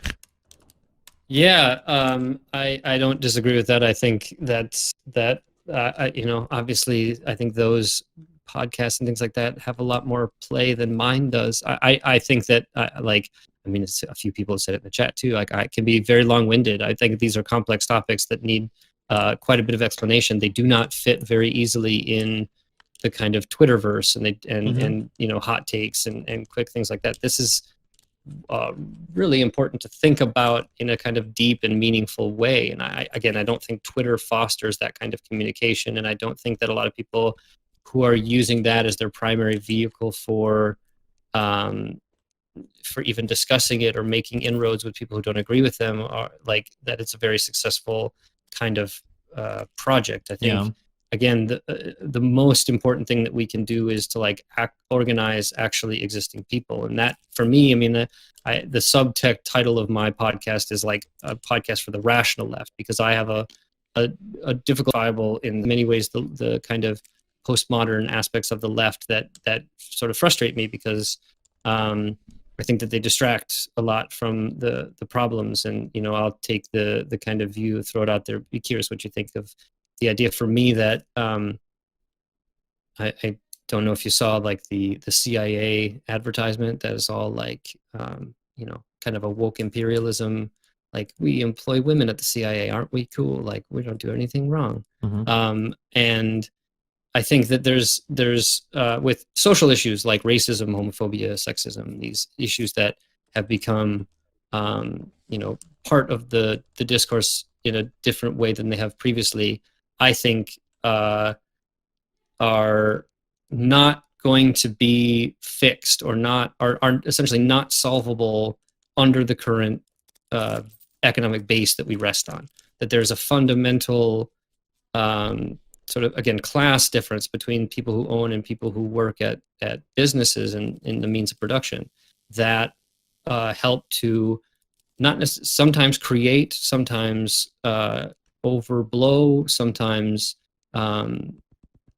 I think exacerbate potential tribalist kind of divisions that we humans tend to do without much prodding. And so I think it is my view that something like racism will not be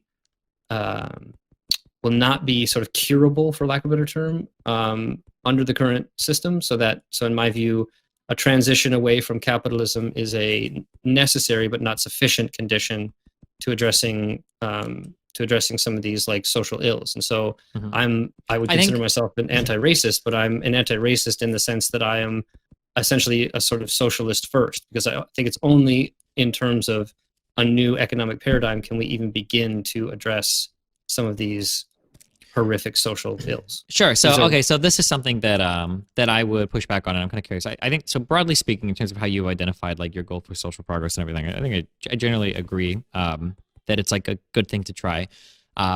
So something that this kind of comes with my amoral analysis with like what economic systems tend to do.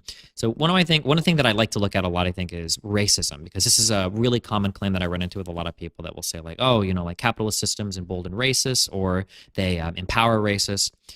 This is one of those like transactions where I kind of see capitalist systems as making no statements on racism, but rather they would just push whatever generates like greater profits. So Yep. I would view that at one point in time, I think that racism was very much like a money driver. Not just racism, all sorts of bigotry. Like you don't want like gay people kissing in a TV show.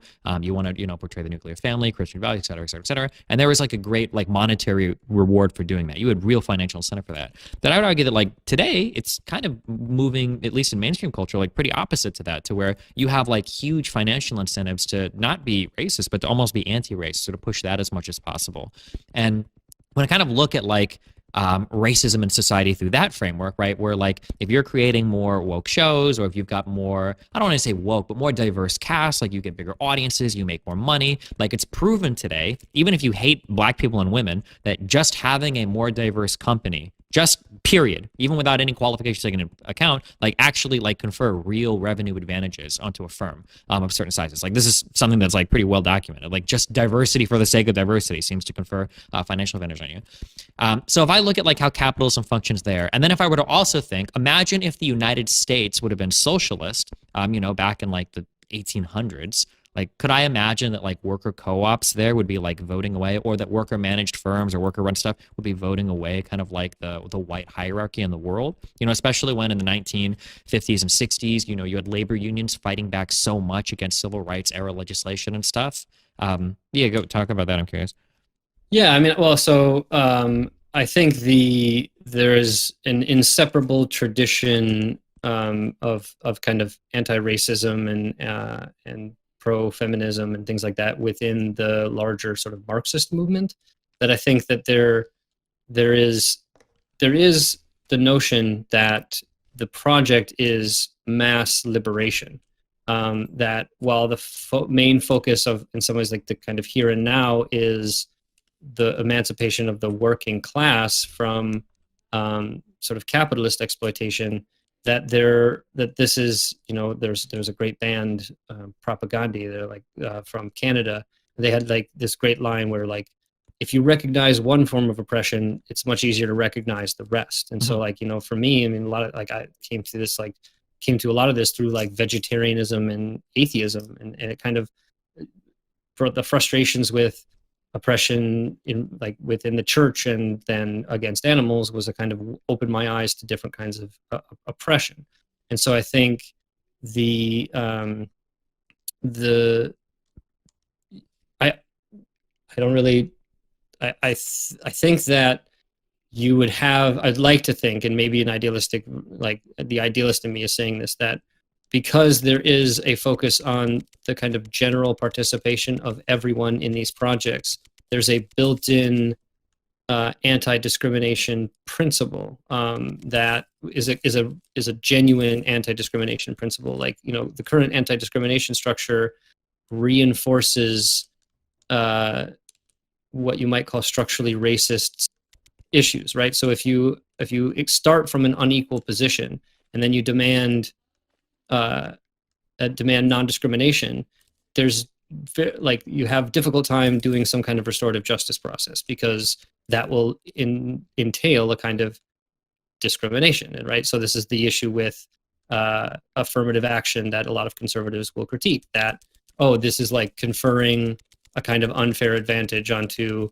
quote unquote historically marginalized people. And so it kind of violates the anti-discrimination principle. And so you have, I think within the larger project of of creating a genuinely democratic society and institutions that are principally democratic, one of those principles is that you won't discriminate. That if we're starting from a position of genuine participation and a relative sense of equality, because like even part of my answer that we haven't gotten to in terms of like a socialist society too is going to have some kind of government or quasi-state structure that's going to ensure the production and distribution of basic goods. And so if we kind of assume that there is this notion that the basic necessities of like at least Maslow's basic hierarchy are taken care of, that's a situation in which the incentive structure to marginalize other groups is highly disincentivized in a way that may make it sort of weird to, like, it would be weird to do so. And so this person who suggests like, hey, I think we should like prohibit Black people from being in our community, everyone to kind of go like, what the fuck are you talking about, Joe? Like you're talking nonsense. You know, I think it would just be kind of in some ways taken for granted. Whereas if we're looking at the process in the current paradigm, this is a long drawn out process that takes, you know, generations of very slow and arduous change, while, you know, there is a non-negligible number of marginalized people are being killed by the police and specifically oppressed. And I mean, there's still money to be made by fostering tribalism and racial division and things like that are still highly useful for the companies. So there may be in some places a disincentive towards overt forms of kind of discrimination and racism. There is still enough of an incentive for it to be a pretty recognizable feature of our society. Okay. I would hope that would be the case, but obviously this is still a bit theoretical. I guess, yeah, because I think, unfortunately, as far as the U.S. goes, the best kind of comparisons I have are labor unions, and I don't think that their track record on like environmental issues or on like race issues are very good. Like I wouldn't want to put that as like they're not, and I think that a lot of that, interestingly enough, coincides with the decommunization of the CIO in particular. Because I mean, when the AFL and CIO merged, that was essentially the kind of moment of gutting the socialistic labor movement that the Communist Party and other groups had done a lot of work to sort of organize, and particularly in the South and particularly with Black people. And so I think that if you look at labor organizing from groups like the IWW and from the Communist Party in the 30s and things like that, much better track record on racial integration and those kinds of things than any other labor unions. I think the IWW is, if not the first, definitely the biggest one that it had existed that had integrated unions, you know, in the teens. So I think that it kind of depends on, you know, labor unions can also be very helpful for the capitalist system. I think labor unions, we had an episode on this on All Things Co-op where talking about the differences between co-ops and labor unions. And I think labor unions for me are a kind of step one at organizing workers together to create some kind of employee organization. But the real goal is ultimately to not have to bargain with somebody who's extracting your surplus labor, but ultimately to being able to make the decisions about what people are actually doing. Yeah. You know, and so that those are different kind of desires and different goals. And so a worker cooperative has a different interest than a traditional labor union. And so the decisions that co-op is going to make are likely going to be more egalitarian, more based on genuine democratic principles, one of which I would think is non-discrimination. And even the notion of like minority rights, you'd want to make it a situation where it might be a majority rule kind of situation, but there are appeals processes or other kind of stops in order to make sure that the majority doesn't, you know, just vote destroy away the minority. rights of minority. I think that these are all liberal ideas that, again, I think that there's too much talk of like just destroying liberalism, and you're not destroying liberalism. You're trying to figure out what's not good about it or where it fails to meet up to its promises, and then finding a way to meet up to its promises. And I think one of the promises that capitalism hasn't delivered on is the equality and fraternity part of it.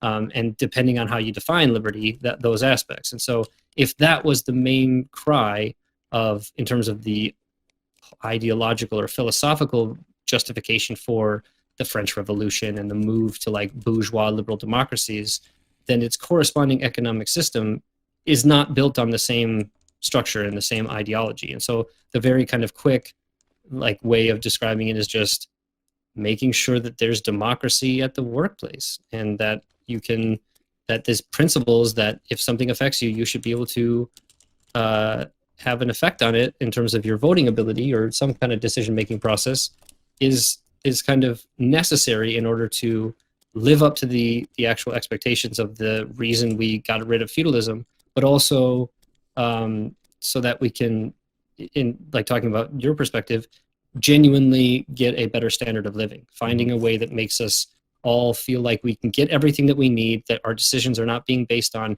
fear of losing the means by which we can eat or house ourselves, and not having to rely on, you know, some faceless bureaucratic institution when we get in a situation like that, but to just have the genuine social security enough where the basic needs are provided for us and that we can genuinely democratically participate in our lives where they are affected. And I think that, so again, that's the combination of the moral argument with the economic argument, that I think that you can easily understand how you could still get high degrees of production in a larger context of greater amounts of participation and a kind of more genuine ability to feel connected and engage in social enterprises and social projects that are not going to potentially cause you to live in poverty if they don't work out. Mm-hmm. And so I think all of that's possible. I think that there are certainly problems and issues that you have to work out, but in a very general sense, like in his book, you know, Understanding Socialism, Rick Wolff defines socialism as a yearning to do better than capitalism. That's a fucking broad definition. I'm not sure that that's a super useful one, mm-hmm. but the idea is that at the minimum thing that connects all socialists, and this is a point he didn't make and should have, is that we're all just trying to do better than capitalism. Sure. Maybe some of us think that it's going to come through social democracy, and maybe others of us are thinking that it's going to come through, you know, a more important change and a larger change in terms of, you know, other aspects of the society. And that's where we kind of come down. But I think that if you're not talking about ridding ourselves of this ability for individuals to essentially like exploit the labors of other people or to extract the surplus value from other people's labor, then we're not going to do much better than capitalism. We're going to have a hard time genuinely dealing with other inequalities and inequities in our society. And we ought to focus on the base of our society, which is our economy, and do it in the way of trying to do it in a way that is as least disruptive to the quality of life that people have. And I think that we can do that by genuinely organizing individuals towards the project of growing cooperatives that could be the next institution of economic production that will give us the results that we want, and the sort of freedom and moralistic things that we all kind of, I think, do want and do smuggle into our economic arguments. Sure. Yeah, I mean, I guess like generally, I don't think I necessarily disagree with you. I'd just be interested to see how some of this played out. Yeah.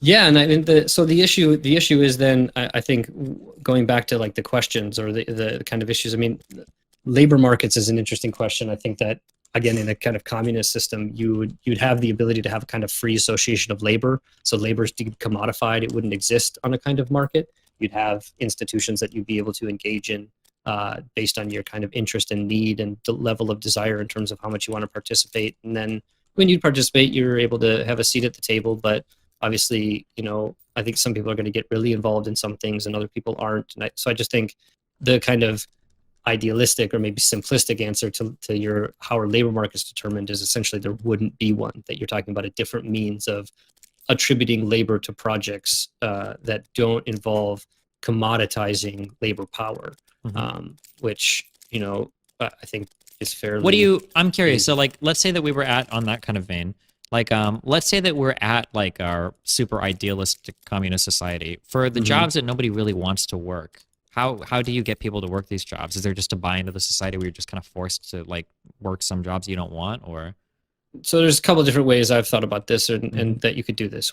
There's the flippant and somewhat easy answer is that we have to understand that we're on the cusp of Post scarcity.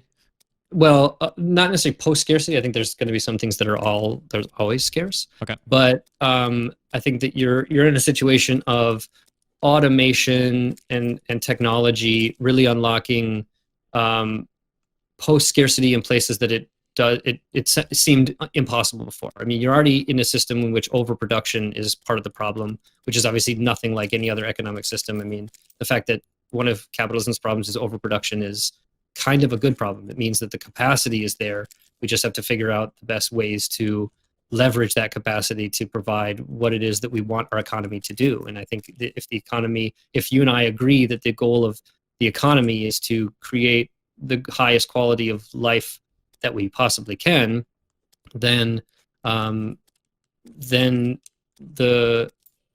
think the way you can get there is through organizing production that leverages technology to its greatest degree, that also simultaneously gives people the basic means so that the removal of formerly laboring jobs that provided incomes could be automated in a way that doesn't come at higher social costs than not automating it. So, the obvious one is the garbage man or something like that. One, I think collecting the garbage is actually a super important job, and we often undervalue super important jobs. Mm-hmm. Keep in mind, I'm not talking about like what jobs are important or not. I just mean like these are jobs that people traditionally probably wouldn't want. People don't want. Sure. So many of those will, in my view, be automated by the necessity to automate jobs that don't have a high amount of labor participation.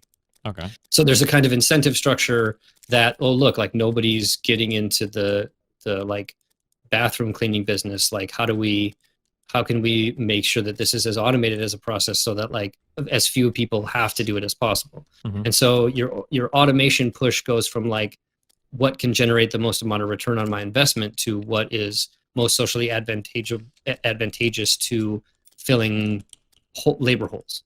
And you can do that, I think, fairly effectively, leveraging technology, especially, I mean, we can like, do base simulations of the fucking universe and stuff on supercomputers and stuff like that. So as the technology in terms of being able to decipher inputs and outputs come, the idea of like the quote unquote planned economy becomes a little bit easier to do. And we can establish, maybe more basic needs that get filled as part of a kind of quote unquote plan. But that plan is based on inputs and all that kind of stuff. So we're kind of hoping that this is a problem that kind of gets technology away, basically. Is for the kind of the desire for the. It's partially that. I mean, so that's one way. The other way is that you could, and I would in some ways kind of be in favor of, essentially national service kind of institutions. So when somebody turns 17 or 18, they spend, I don't know, 2 years or something like that, 18 months in the social service. And the social service may be jobs that are less sought after, but are socially necessary. And so you have people who essentially get kind of assigned to these roles and experience what it is like to do these kinds of things, get an appreciation for less desirable jobs, but actually kind of fill that social need. That would create a kind of social cohesion so that, you kind of, no matter who you met, you could ask them what they did for their service, and it would be a means of being able to talk to someone, similarly to like conscription is in Israel or other places.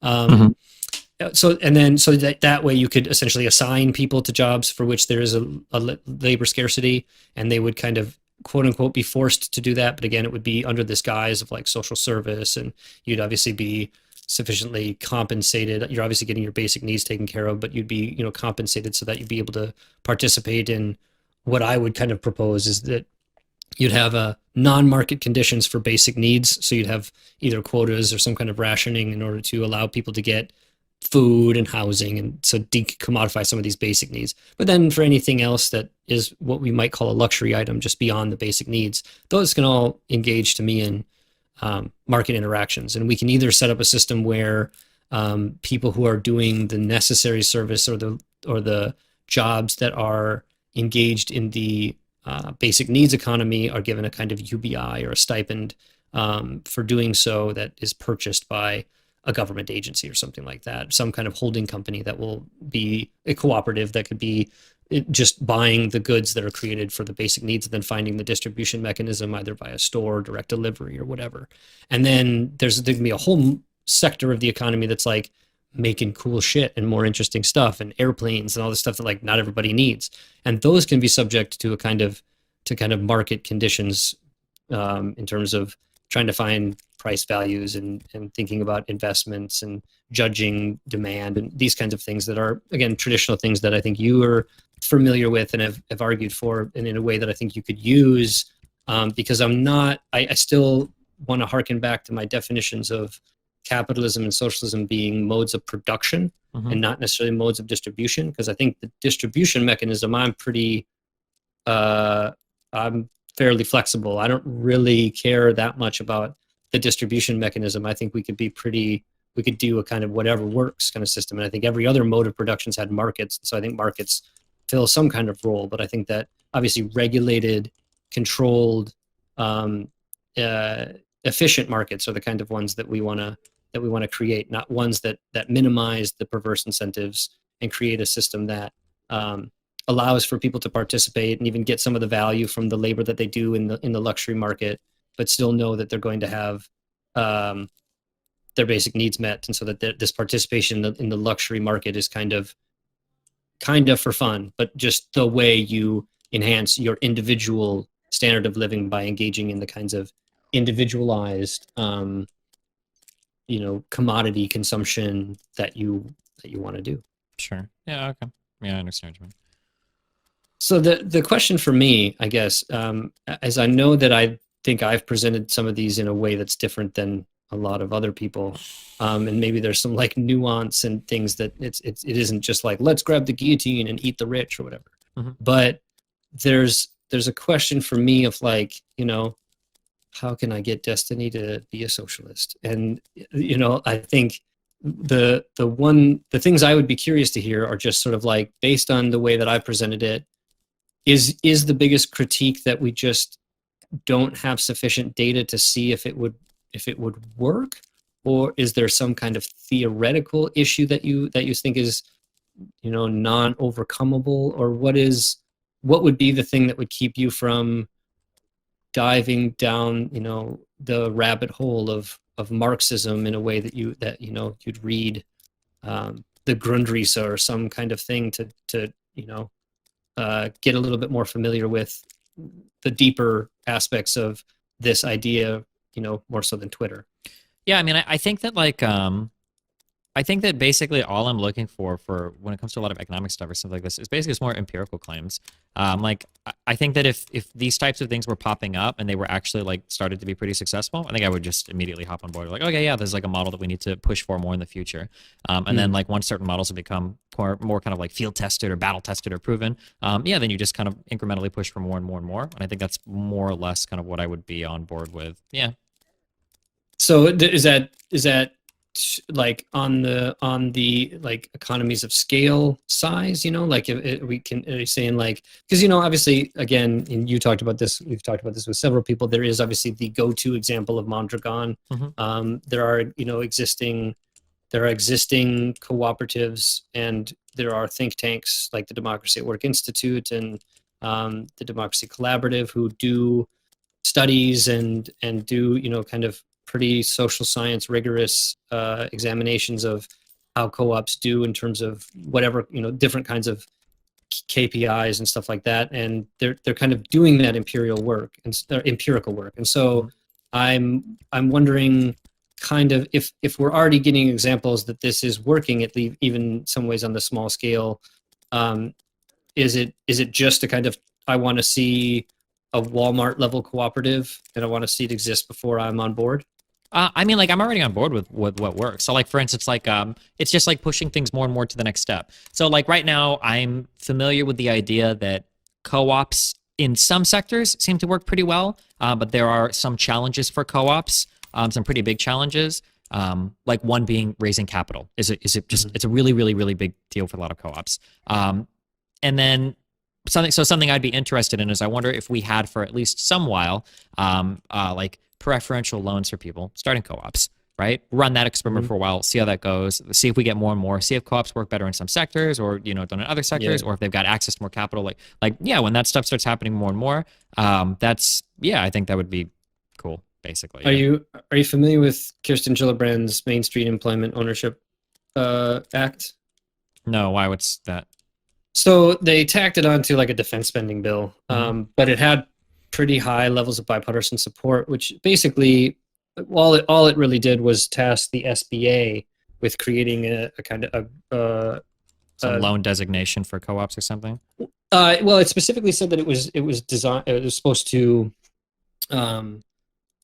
basically you have the SBA understand co-ops and facilitate greater amounts of investment or like loans and guarantees and things like that to employee-owned businesses. So this is, of course, employee stock ownership programs and worker cooperatives and even consumer cooperatives. And so that like sounds like a good, like that's like for a lot of us in the co-op community, it's like, oh, right, fuck yeah, like this is cool. Like this is something that like is really on board. The problem was that the SBA got it and it like their loans demand a single source of guarantee.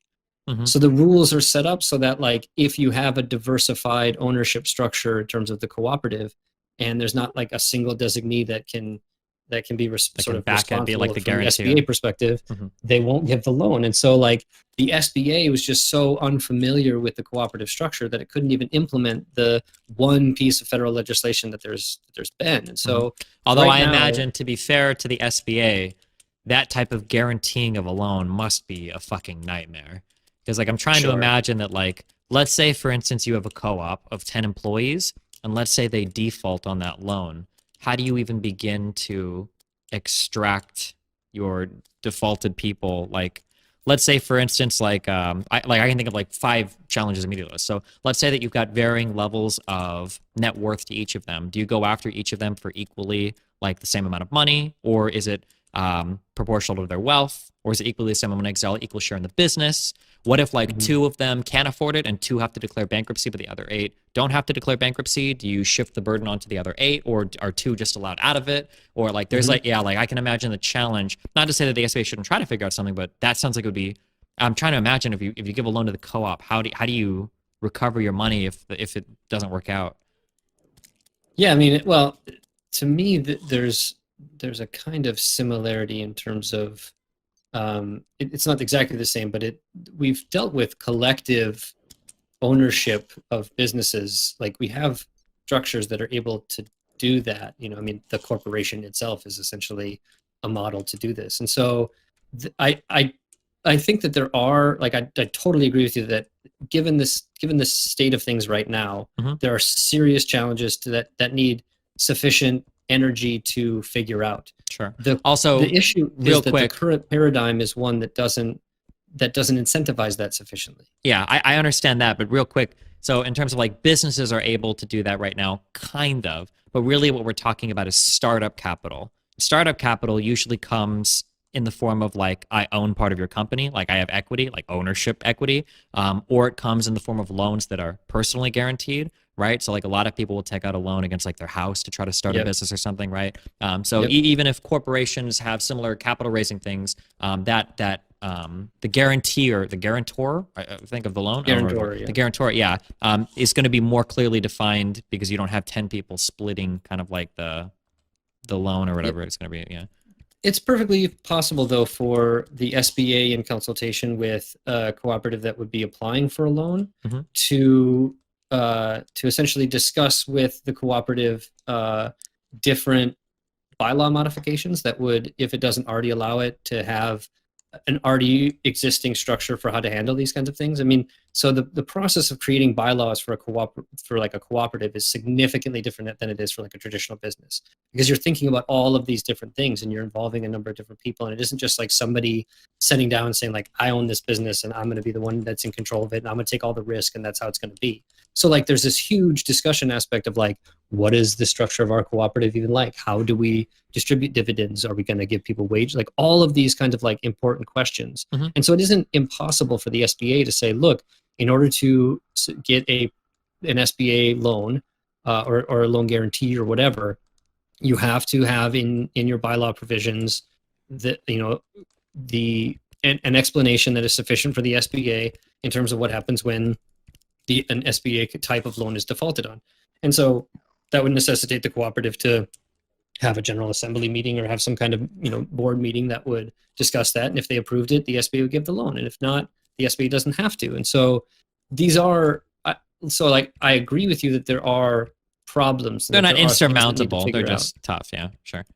But these are not insurmountable problems by any stretch of the imagination. I think these are all kind of, we can identify what these are and then we can put our wonky brains together to try to like figure out what the right policy is. But the larger kind of issue is that it just in general, we're talking about a capitalist mode of production. And so while that mode of production allows for cooperatives to kind of exist, again, that superstructure that exists on top of the base economics dynamics is one that is oriented towards maintaining and supporting that mode of production. And so when you're attempting to create a new mode of production or utilize a new way of doing things within the confines of that previous system, you are at a significant disadvantage, and you are going to be at a significant disadvantage until one of two things happens. One, you gain so much economic power that you outcompete them, or two,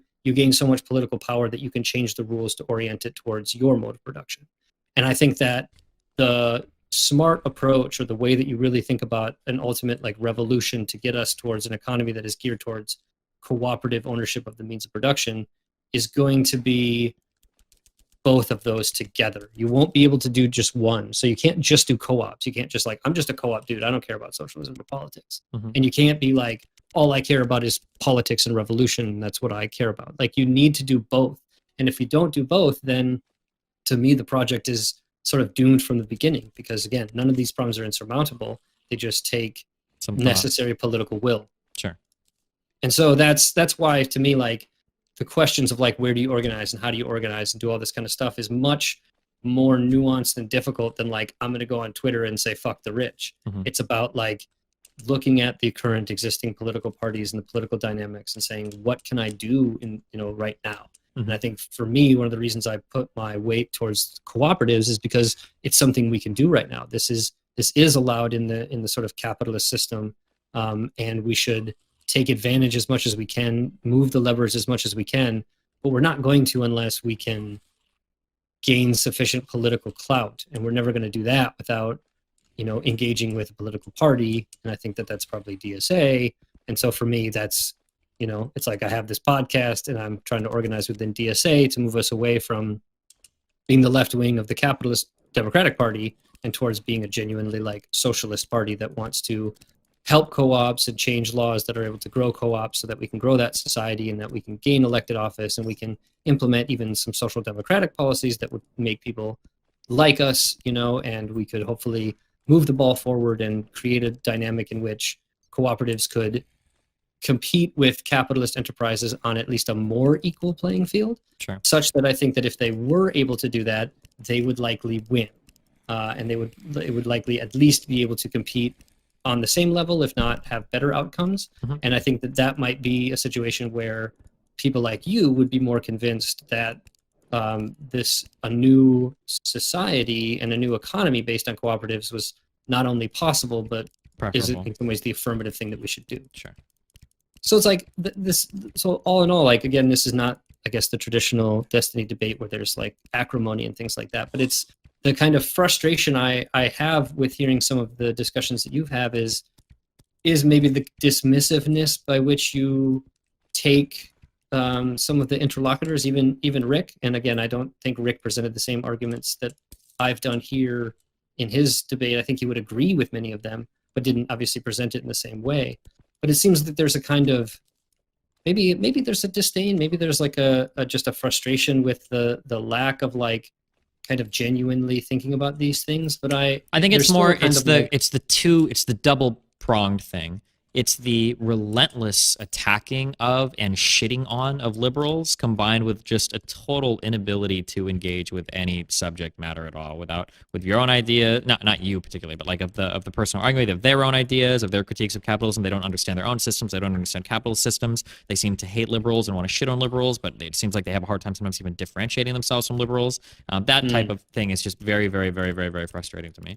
Yeah, go ahead. Can you see how liberals are frustrating for somebody who has the perspective of wanting to do better than capitalism, and seeing the kind of like constant support of capitalism? I mean, you know, the sort of famous Nancy Pelosi saying to the kid who asked, like, you know, what about socialism? She said, "Look, we're capitalist," and that's like all there is.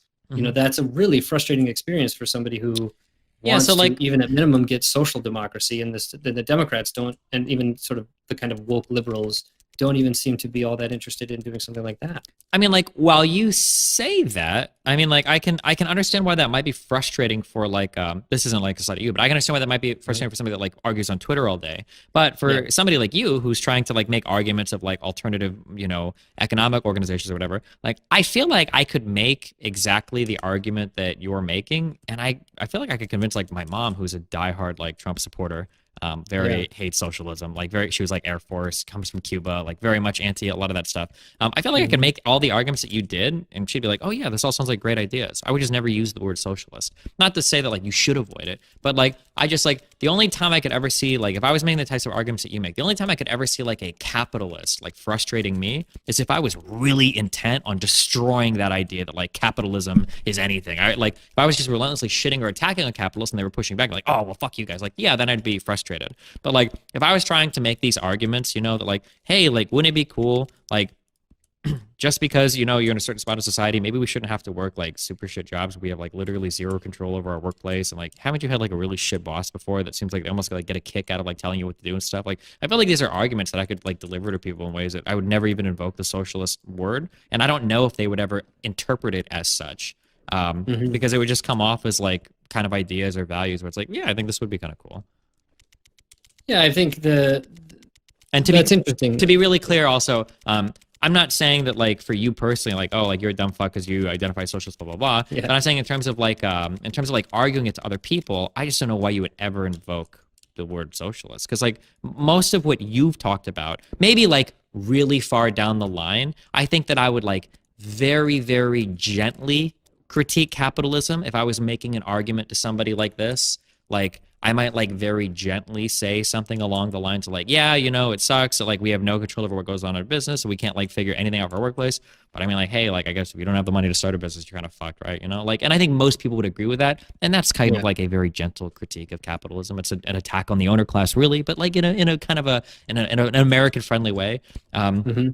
Yeah, I think that, yeah, I feel like you could get most of those critiques across without ever being like, oh, just, you know, capitalists and liberals, you know, all get the wall, fuck you guys, and socialist rock, you know, which is like 99% of the Twitter arguments I see, not what you presented me with today.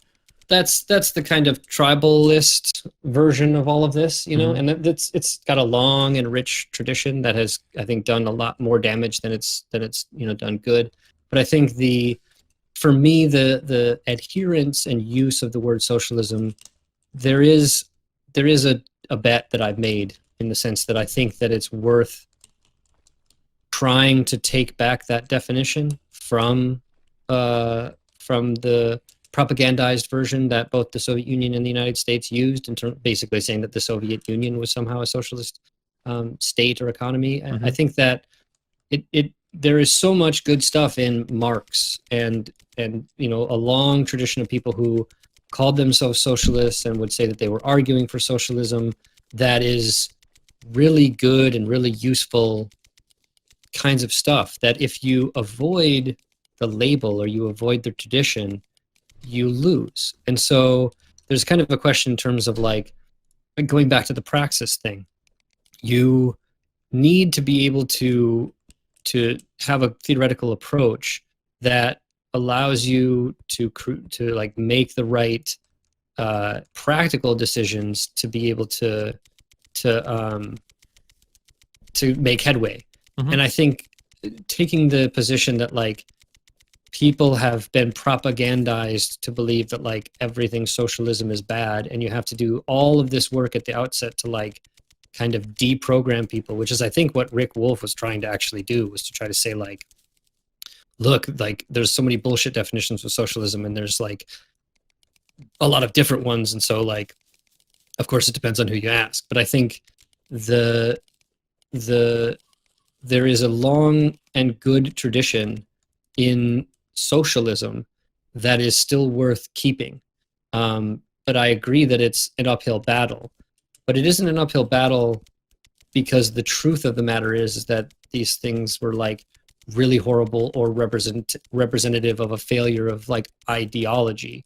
It is really like I make the quip a lot of times that the only way to truly understand what happened in the Soviet Union is from a Marxist perspective. That like if you don't take a Marxist perspective, it doesn't make any sense why it didn't work, and you'll do something like it was just the ideas of socialism that made it fail. It's like similar to the kind of argument that like you can explain Middle Eastern terrorism by appeals to the like ideology of Islamism or something. It's like, or the ideas of Islam. It's like, well, that's part of it, but it's not the full explanation. And so I think that like there's a value there, and I think we would lose something if we didn't come back to that tradition, particularly the kind of Marxist approach. And I think that this is not what we were talking about, because I was more focusing on the nuts and bolts of like you know, some of the economic questions and talking about cooperatives and stuff. But I think Marxism is a bigger tradition than the economic part of it. And there's a whole philosophy, and there's a whole, you know, it's a whole lineage of thought, of like Western thought, that gets too easily laughed off and not understood enough.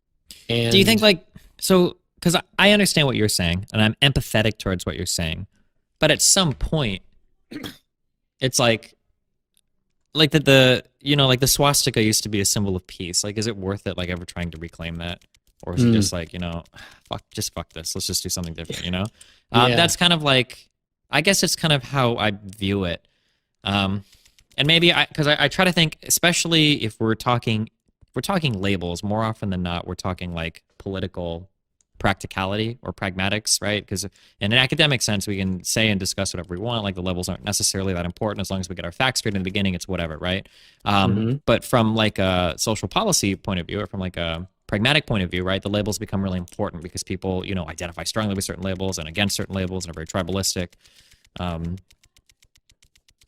I guess maybe we just kind of I just don't see a value there in terms of like, you know, that like the opposition that like the average American and even people coming from like South America have to like the label of socialism, and then you juxtapose that to the relatively incontroversial ideas I think that you've talked about here. Like I don't think anything you've said would make anybody like recoil in disgust. Like it's not like these are horrible things. I guess that fight seems lost on me. It just seems like one, to echo kind of what Krugman said. Krugman was saying like, oh, you know, if Bernie Sanders, you know, gets elected, you know, and I might not agree with all of his policies, but for the most part, I think he, you know, has a lot of good ideas. Like I'm going to have to write op-ed after op-ed after op-ed explaining why, you know, like, okay, I know he says he's a socialist, but he's not like China. He's not like Mao. He's not like Stalin. He doesn't mean this. We're not going to do it with Venezuela. Like there's so much that you have to divorce yourself from. It just seems like so much work for like no reason. I don't know what the gain is unless you're talking in a purely academic sense. Like, well, you know, if we're Marxist, you know, we can analyze things in a very academic sense, but like from a practical sense, because you would agree, or maybe you wouldn't agree with this, in a practical sense, you really don't need to know anything about Marx to like live in a happy, healthy socialist society. Like theoretically, that's something that you would participate in at will, kind of like how like in a capitalist society, right? Like 99% of people don't know anything about how this is part of the problems with socialism or any alternative system is the onus is on you to like explain so many things that people take for granted, right? Like how would this work in a totally different paradigm? So yeah, I mean, like I guess okay, sorry, I think I'm repeating myself like for the fourth time. I just don't see the point of the struggle. Yeah.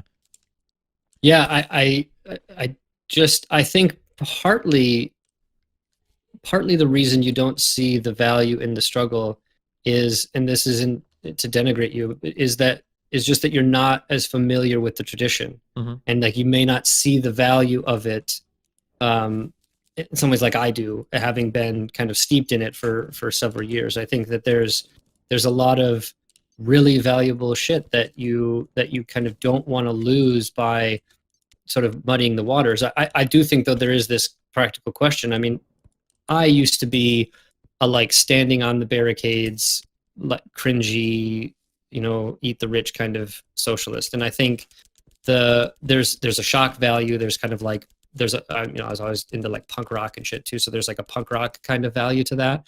A kind of fuck authority perspective that is like, especially for younger people, it's just sort of like comes with the territory in some ways. But I think that my tactic in many ways now is to argue or to make these cases similarly to how I've done with you in a way that is easily understandable, that doesn't use a lot of like rhetoric and kind of useless sophistry, and gets down to like brass tacks about what we're actually talking about. And I think that does I often will kind of pull the card trick of saying like, yeah, and this is all socialism. And that a lot of times, like in terms of even the tactics of this or why engage in the struggle, for me, the reaction to that is almost always like, what the fuck are you talking about? Like, that's not socialism. Like, socialism is like May Day rallies in Red Square and Stalin standing on top of Lenin's tomb clapping, and like all of and like gulags and all these terrible things that even leftists talk about, and I was called myself a Trotskyist for a long time. I couldn't tell you how many like ice pick jokes you'd hear and all this kind of like really, again, I think cringy kind of shit that is really like not helpful on the sort of socialist left. But if you just discuss the ideas with people first and then kind of introduce it that way, and then say, hey, this is what I mean, and I think what even Marx and some guys have said, this is what it sort of means. And the people who had this understanding had a lot of other perspectives that were really useful to understanding a lot of other things. And so like there's so much value to this Marxist perspective and critique that we gotta keep the words as difficult as they've become to use, but still talk about what they actually mean. And I think if nothing else, if we can, when I was younger, I was anticipating a revolution in my lifetime. I don't know if that's going to happen. So for me, it's again, from the praxis position, the most important thing I can do right now is educate people on the possibilities of worker cooperatives, what worker cooperatives exist, and what issues they're having, and how we could better like support them, and how we could grow that sector of the economy to give capitalism a run for its money. And I think that that's a different approach than being edgy and saying I just want to like kill Jeff Bezos or something like that. Like that's a very piss poor analytic approach that will not convince anyone to become a socialist except for other cringy people. And I think as I've seen the left develop over the last 20 years, it's gotten a lot worse and significantly frustrating. If you want to have interesting, nuanced discussions, then you often can't have them because the situations are the ideologies are so siloed, or there's a huge issue of like splits and shit that happen on the left that cause like acrimony within the left, and all of these kind of like really frustrating things that I find annoying. But there's still enough in this process and enough in this tradition that is worth fighting the good fight towards like still calling it socialism. And I think that what's frustrating to hear from you is that somebody who talks to people a lot and talks to a lot of different people, and who is not dumb and knows what the labor theory of value is, and some of these other issues, and can present like legitimate questions about policy approaches and things like that, is dealing with people who poorly represent the ideas. And I think this is going to sound really circle jerky or whatever. Like the entire world was full of people like me or whatever that like want to sit down and have like these really nerdy, geeky policy conversations and academic debates on philosophy and fucking economics and all that shit, then I would be more amenable to you. I'm curious, like, have you ever tried to have like conversations with like super normal, like middle-aged Americans about these types of ideas though? Because it just, or worse yet, normal conservatives? Because it feels like, I feel like for a conservative, I think I could get them on board with a lot of what we're talking about. But as soon as I were to utter the word socialism, like it's game over. Like at that point, they're lost on everything. I could say that like, you know, like bosses shouldn't be able to rape their workers, and they'd be like, well, I don't know if they privately own the firm. Maybe they're like, they would go like, as soon as you introduce the word socialism, they're gone. They're like, their brain is completely empty. Yeah. Do you ever talk to, or and I know you don't do like a debate show, but do you ever talk to people that are a little bit less kind of like academic minded and more just like on the ground, like maybe independent / conservative type people or whatever, and kind of talk to them about these types of ideas? Yeah, I have had the opportunity to do that partially because of the like because I don't shy away from socialism and the socialist labels, right? So like I have a shirt on right now that says socialism is democracy in the workplace. And I've like worn that shirt outside and have had people stop me and go like, what are you talking about? What does that shirt mean? Like, like that just sounds like some kind of cooperative or something. And it allows me the ability to have, I have like the hammer and sickle on my phone. So when somebody sees me open my phone, I've had several people, just like random people, just ask me like, are you a communist?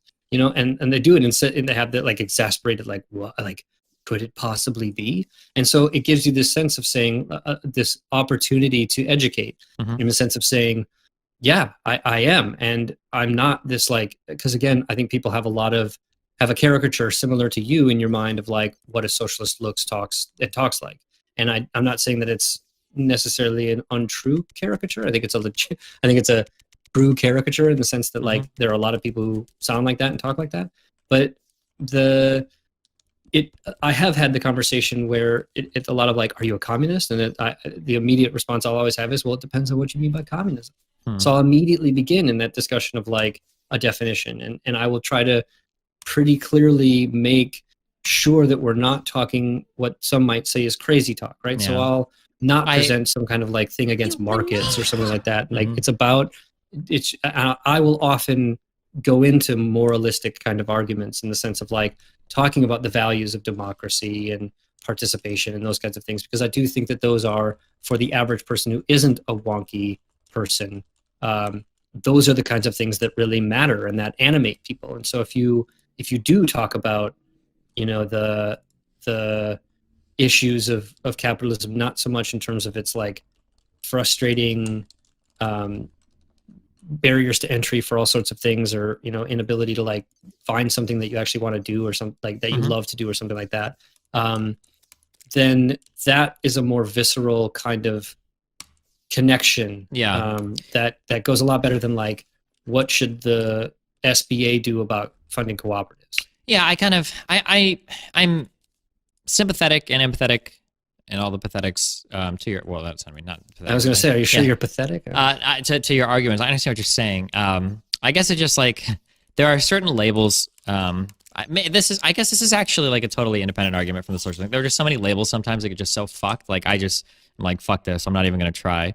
Like, like I can think of a few, I guess, my example, like, especially like 10 years ago, it's not so much today anymore, but like, I don't know if I would, like 5 years ago, I would never publicly like describe myself or introduce myself as like an atheist, right? If you spend any amount of time online, maybe for easy to understand, because oh my God, like that was a very, very, very fucking edgy kind of community. And even if I was and still am like very much an atheist, I don't want anything to do with like 90% of people that are calling themselves atheists. Or even like more recently, I would never identify as a PC gamer, because like I do play most of my games on PC, but oh my God, people that are like, I only play PC, like they're cringe. Or even like the gamer label in and of itself.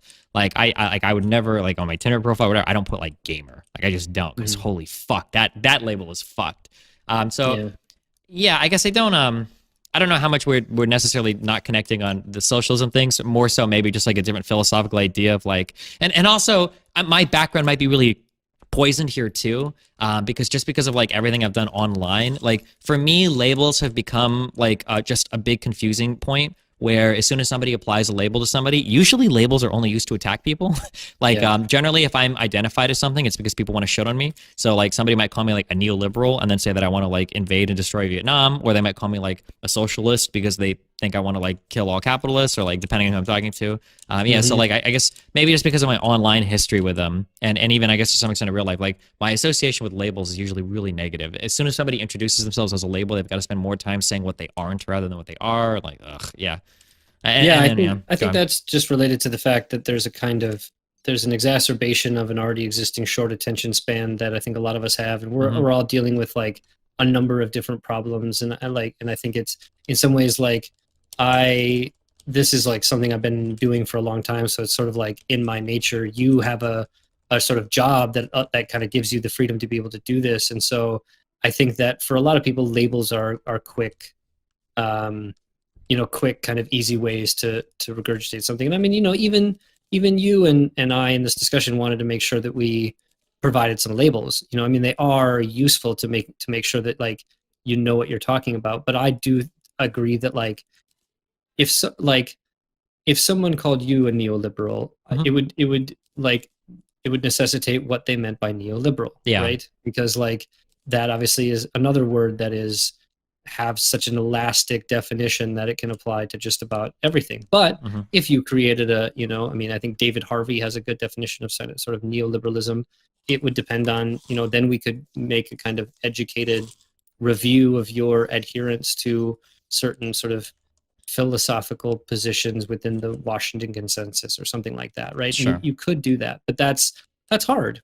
Yeah, and then like 95% of people that will attack me with the label neoliberal don't even know what the Washington Consensus is. So it's like, okay. So it's like if I get called neoliberal, depending on who it is, it's either like a really big compliment because like, oh, he's like he's not a socialist and he wants a big welfare state and he's like kind of based on his like foreign politics. And then other people say like, oh, he's a neoliberal. He wants to like roast Vietnam to the ground. He hates poor people. It's like.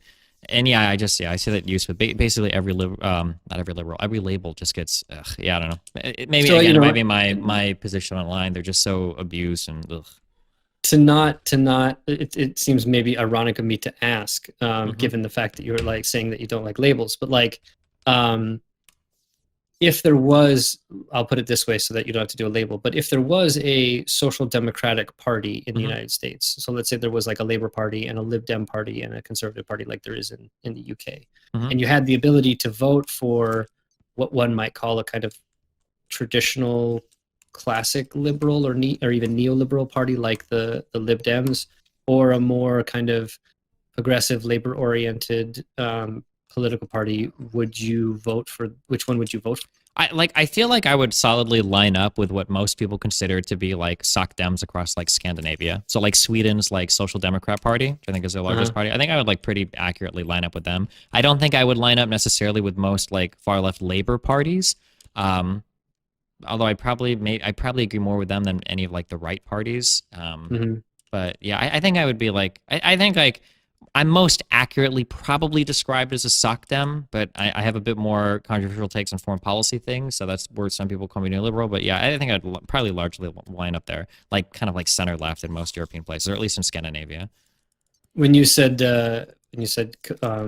controversial positions on foreign policy, that would make you not considered a social democrat? So it's hard to say, but at least in the U.S. and at least on Twitter, most people see.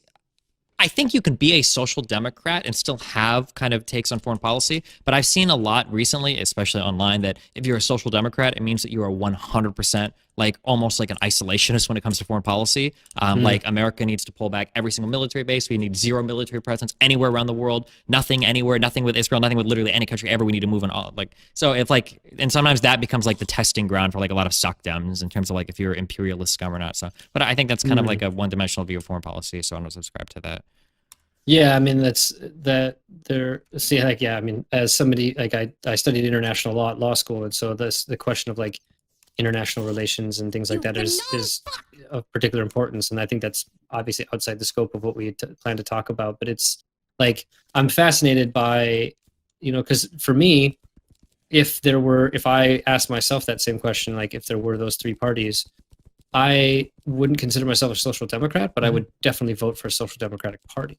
Because I obviously think that I'm of the mind. There's a long question in the socialist community about reform or revolution, and I think that's the or is the problematic aspect of that. I do think it's reform usually to revolution, but you're never going to like just one day create a revolution. You're going to have to like engage in a long process in order to like get ready for that kind of thing, and you're only going to be able to do so if you've enabled a certain kind of like, I would say, social democratic like reforms and stuff like that. So like I engaged in 2016 incredibly with the more radical left on the issue of Bernie, because obviously on the left, Bernie was problematic for some for not going too far, and like just what the doctor ordered for other people. And I think there was a huge debate, particularly online, about whether or not a real socialist would like support Bernie Sanders. No. But to me,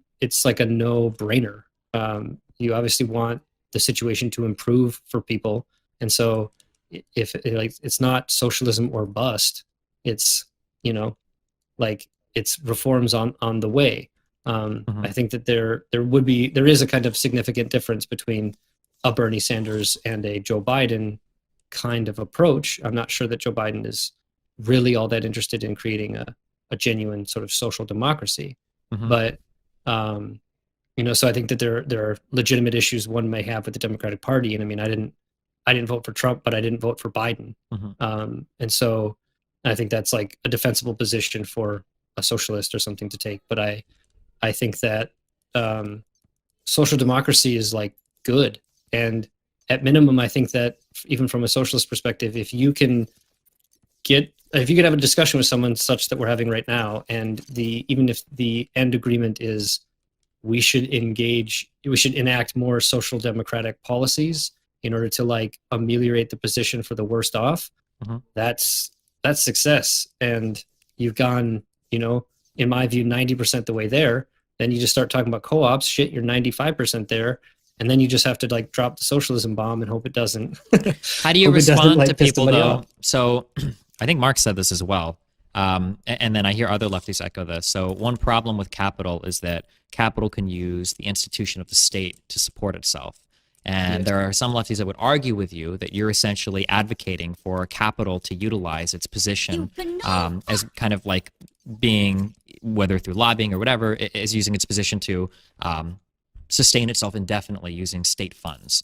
And then generally, like the accelerationist argument that I hear is that it's like, oh, well, you want to create welfare? Well, congratulations. Now you've got capitalism forever because, people aren't going to revolt unless they're starving, and they're going to think everything is fine when it's not. And now you're using the state basically to permanently keep capital around. What are your responses to arguments like that? So the ultimate problem with social democracy is that it doesn't have as its project addressing the fundamental base relations of society. And so that is a limitation of it. The somewhat ironic argument I will make that kind of makes people eyebrows furrow is, I think the issue in Venezuela was not that they instituted socialism, it's that they didn't. And so, or even something remotely close to socialism. I think that the cooperative movement in Venezuela has actually been very successful and is still actually fairly operating decently given all the dire circumstances and things like that. And so there are limits to social democracy. I think they were creating a social democracy in Venezuela. They were not creating a sort of socialist state or something. So well, I think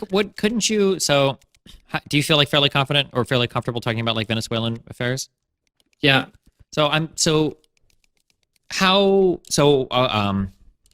It felt to me like Venezuela thought they could move in that direction. So on surging oil prices, the Venezuelan government begins to expropriate different industries.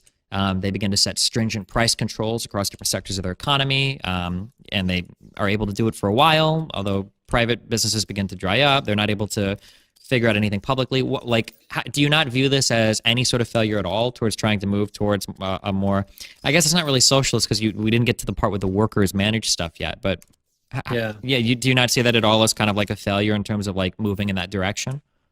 So the situation in Venezuela is a multifaceted problem.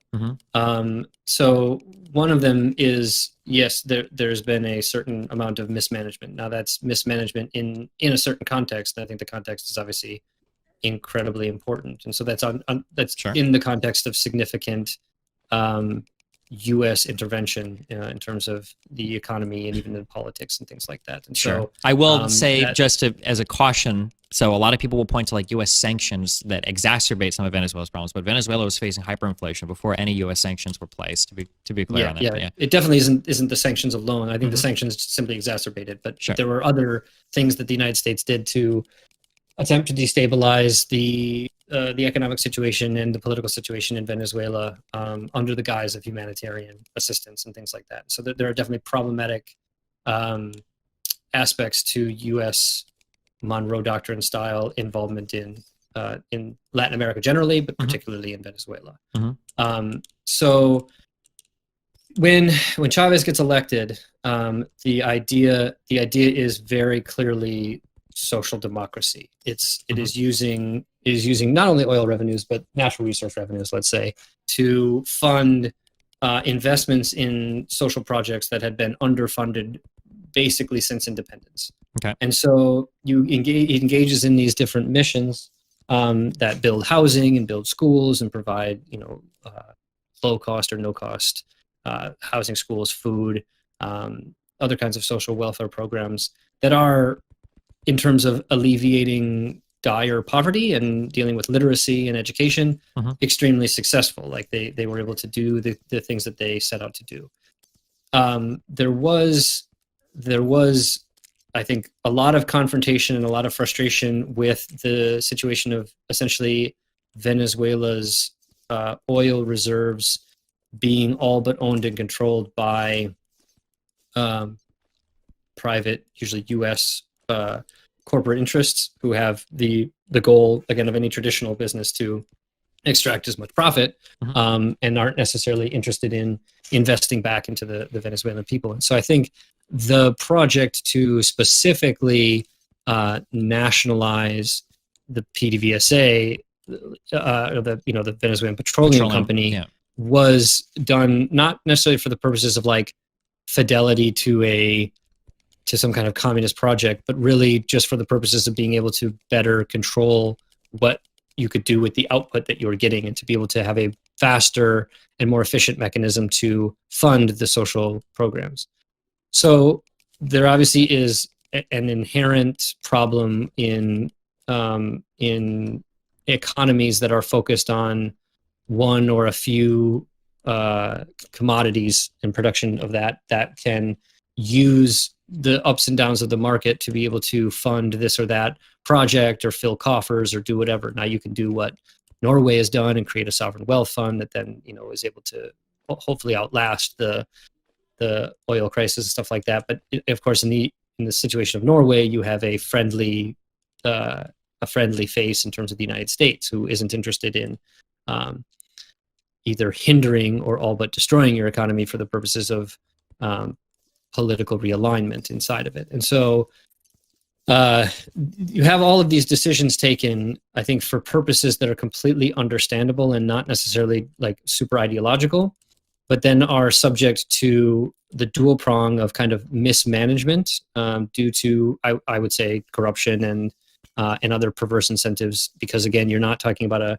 co-op based society or economy or even general participation by the workers of PDVSA,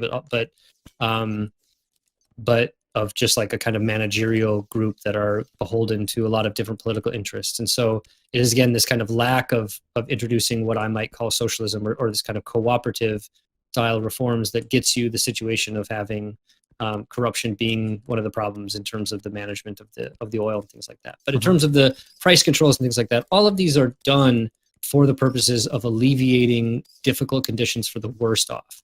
And there was the idea that they would be able to more or less indefinitely cover the cost of doing so via this incredibly lucrative product. And obviously, the advancements in other kinds of energy, the disinvestment from particularly Venezuelan production of oil, oil booms and busts have significantly hindered the process of being able to do that. So at the same time, you have significant meddling in, again, the political process, which these political and economic processes in Venezuela, at least, but I would argue in the rest of the world, are not easily disconnected. And so this political infiltration and funding of an opposition that is, I would say, at least partially fascistic in nature and very much related and like tied to the Venezuelan Catholic Church in a problematic way, and a lot of different things. You just have a situation that is a kind of perfect storm that will create economic hardships for the worst off.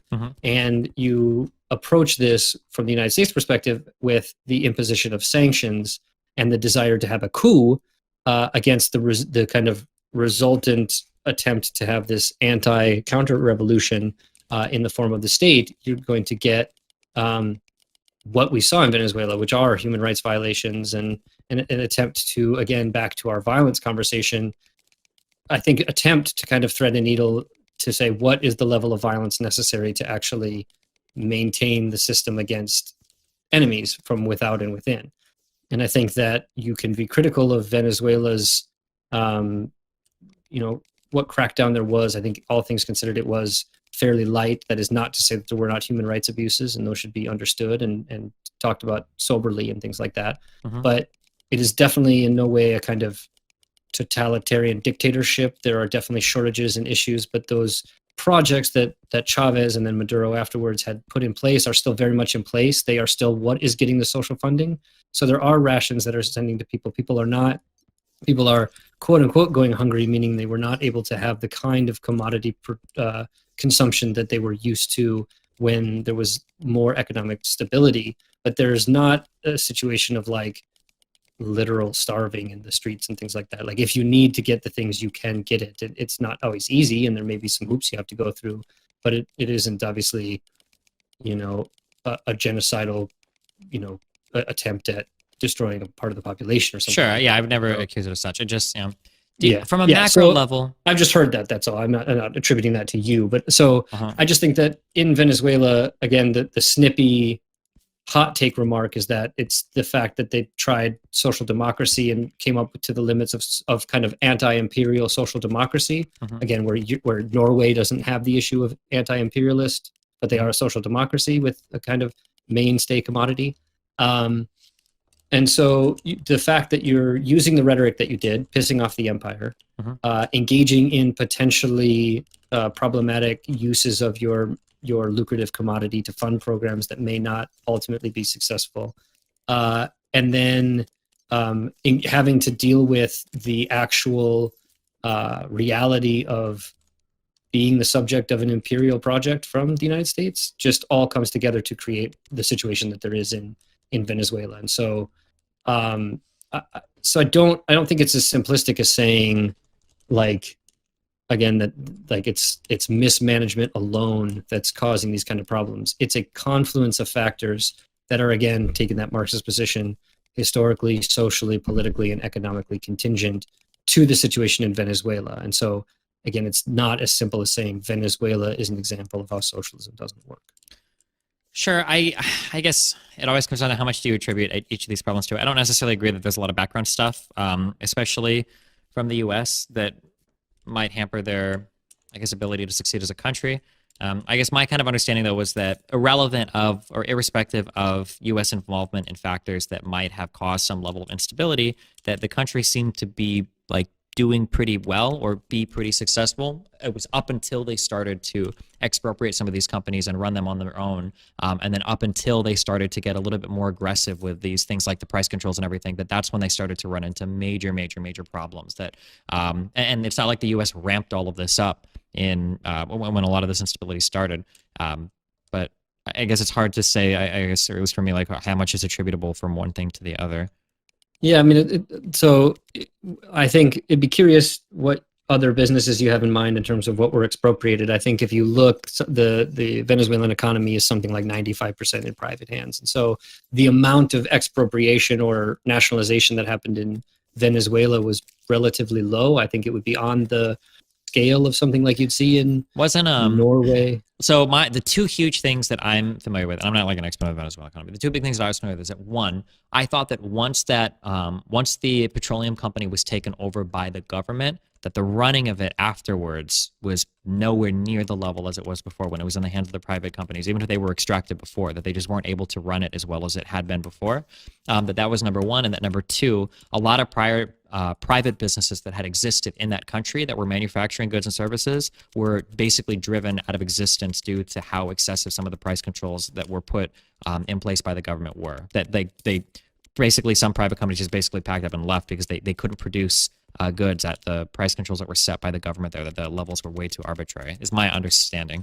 Okay, yeah. So the thing there would be there is, I think, a qualitative difference between the process of expropriation and nationalization and a situation of attempting to socially engineer a situation and producing disincentives for traditional private capitalist organizations. And so I agree. I don't necessarily think that all of the decisions that were made by the Chavez and then Maduro governments were necessarily perfectly rational or even necessarily designed to support these traditional sort of capitalist enterprises. I think in many ways there probably was a kind of fuck them, we don't need them like idea that may have a lot of downstream effects that they hadn't considered. I wouldn't defend kind of every decision that Venezuela made. I think that this is, again, just a kind of further illustration of the difficulty of attempting to institute, I think, social democracy. I think that depending on how you institute social democracy will say a lot. And I think the context of attempting to institute a social democracy that is simultaneously anti-imperial or anti-US is on an order of magnitude more difficult than trying to set up a social democracy that doesn't attempt to be antagonistic to the major power player in the world. And so I just think that there's kind of important qualitative and nuanced aspects of the situation in Venezuela that says that is kind of, I think, more apt to describe what happened there and what is currently happening there. But I think it would be incorrect to not sufficiently understand the kind of impact the role of United States interference played. Sure. I mean, there was a coup in 2000, I think it was, or 2001 maybe, against Chavez that was essentially a CIA-backed coup. And it wasn't until massive amounts of people went into the streets that there was a reversal of that. And so the intervention in Venezuela's political economy by the United States goes back to essentially the moment that Chavez was elected. And so, but they do things like, engaging in trade agreements with Cuba and other kinds of things that are designed in some ways to stub their nose at the United States, is going to piss off the United States and essentially encourage the imperial apparatus to respond. And so I don't know if they didn't adequately predict that was going to happen, or maybe they thought they'd be able to weather it a little bit easier because they didn't anticipate the kind of fairly precipitous fall in oil prices that occurred. But I think that, it's just a situation where I'm not an expert on this, but again, too, just because of the little bits and pieces that I'm aware of, like the fall in oil prices didn't coincide with the crisis either, right? The oil prices had, I think, already begun to fall. It just exacerbated it. Like, it just made it way worse. Like, there were definitely problems already cracking, and then you could potentially fill some of those cracks by different policy, but when the dam, implodes, then you're fucked. You can't, you're gonna have to pick up the pieces. And again, when you have an elephant on your back, picking up the pieces becomes a lot harder than, the creation of social democracies in Europe were funded and basically in some ways by the Marshall Plan and other projects by the United States in a way that is the exact opposite situation that's happening in Venezuela. You have the attempt to create social democracy with the imperial elephant on your back, rather than being afforded the opportunity to create a social democracy with support from the economic powerhouse in the world. Yeah, sure.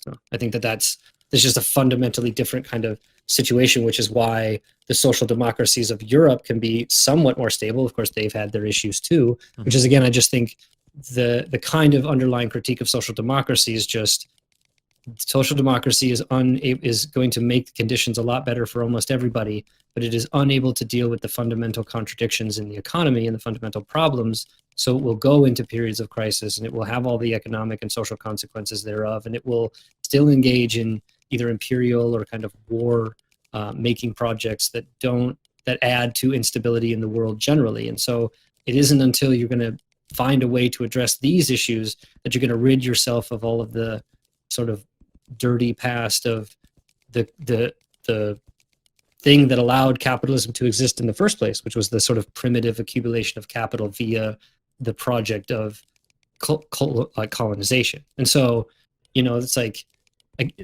part of it too is like you can abstract a lot of things, and you can talk abstractly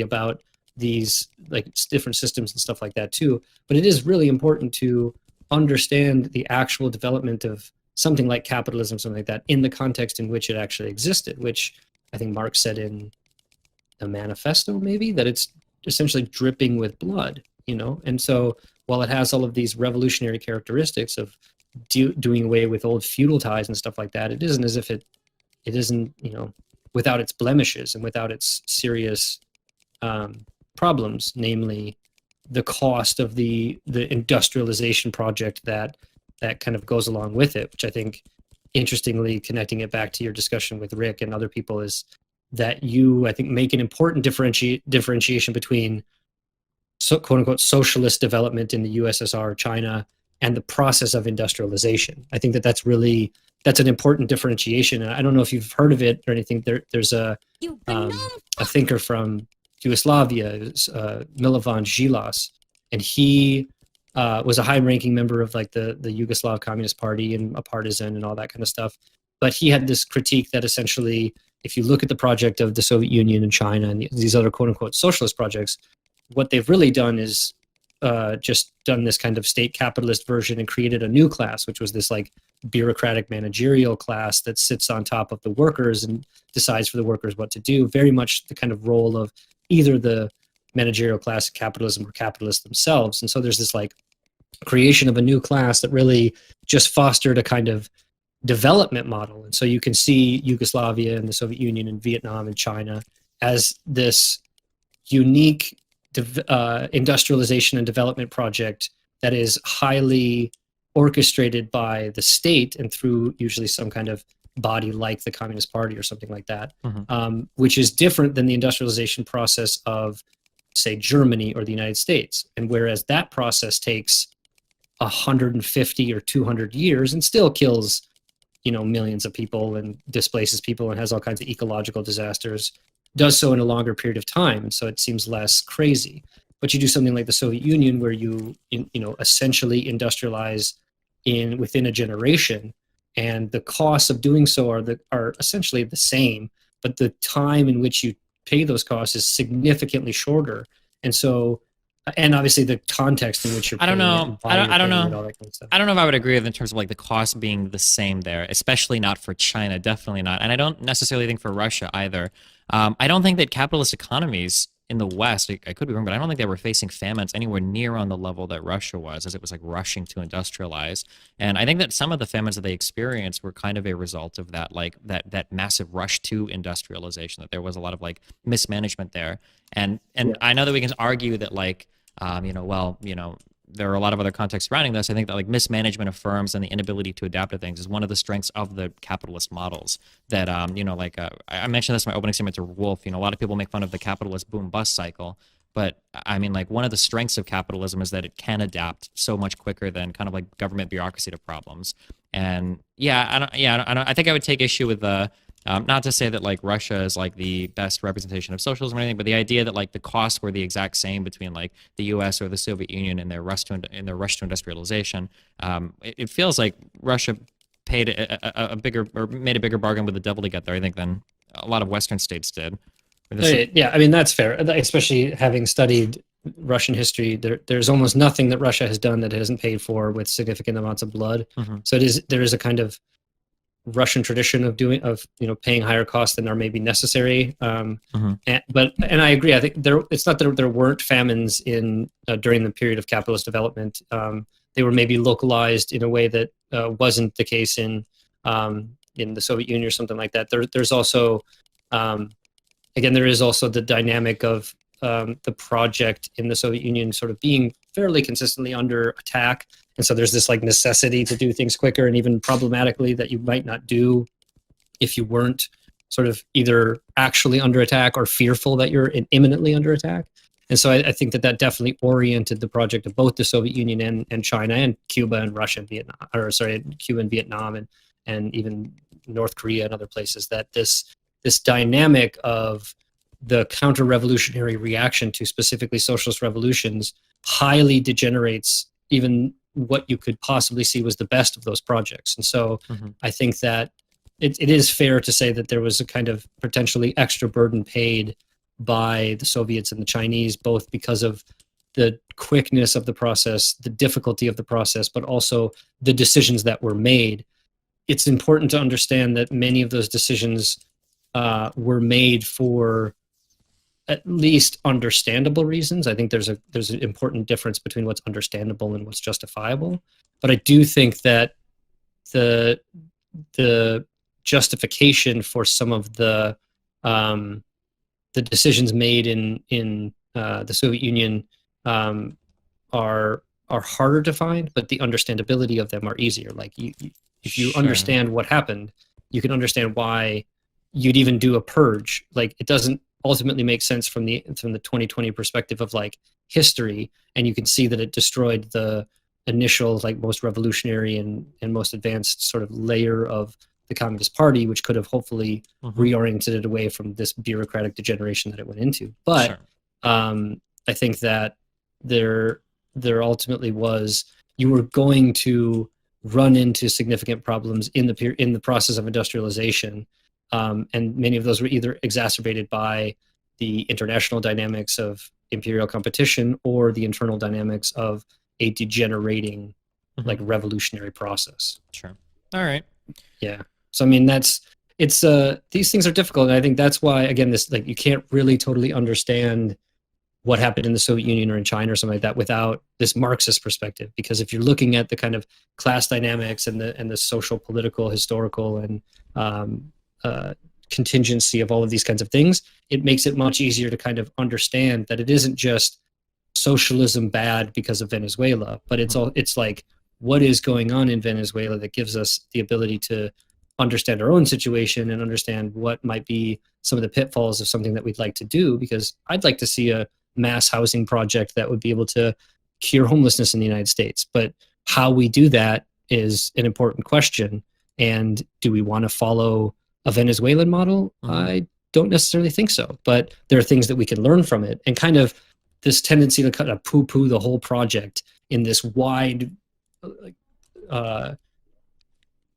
swath of saying, well, Venezuela shows that, you know, socialism doesn't work, is just sort of infantile. Sure. It's a little juvenile, and it's not really helpful to like help us understand what's really going on, and in that sense to help the Venezuelan people. Because I think like it's important for those of us, especially who live in the United States, as the kind of people who are funding the process of destabilization in Venezuela, to be able to kind of see what it is that we can do as individuals to help the situation. And even if that's raising awareness about what actually happened and what's actually going on, and even some maybe of the successes, to be able to cut against the narrative that like everything in Venezuela is fucked, I think is important. And I think that's as little we can do, even from our keyboards, that would help thrust against the narratives that help us produce all of these really unhelpful, labeling and simplifying and hot taking that destroys important, nuanced, valuable conversations in the favor of point gaining and social status getting and all of these like otherwise problematic things. Yeah, I understand. All right. I've got a combo with another Noah guy pretty soon. So do you want to plug your what's your podcast? Where can people find your stuff at? So you could just go to sensiblesocialist.com. It's also like on iTunes and Stitcher and like Spotify and all that kind of stuff. So sensiblesocialist.com for that one. And then the All Things Co-op podcast, you go to democracyatwork.info/ATC, or otherwise you just go to the Democracy at Work YouTube page, and you can find us. Like we do every other Tuesdays when we post. There's, I think, one that came out today, which is about the EVA Cooperative in Montreal. Super interesting, super innovative, like model, one that's like slated for growth using blockchain, like really sort of innovative and interesting. And if you're kind of into cooperatives in a way of thinking about other ways to structure the way we produce and consume, it's well worth looking at. All right, cool. Hey, listen, I really appreciate the conversation. If I ever say anything you disagree with in the future, feel free to shoot me an email. We can chat again. All right. For sure. All right, man. I appreciate it, and I hope this was at least a little bit easier for the audience, the normal audience, than Rick's. Yeah. As much as I like Rick, it was fucking hard to listen to. Yeah, I appreciate the conversation. All right, thanks, man. So you say I'll make it to heaven, are you certain, are you sure? Thanks for listening to this episode of the Sensible Socialist podcast. This podcast is supported by listeners like you, and no advertisements or anything will ever be said. If you want to support the podcast, please go to patreon.com/sensiblesocialist and give today. Also, please give us a review or a rating on iTunes or wherever you listen to the podcast, as it greatly helps. All right.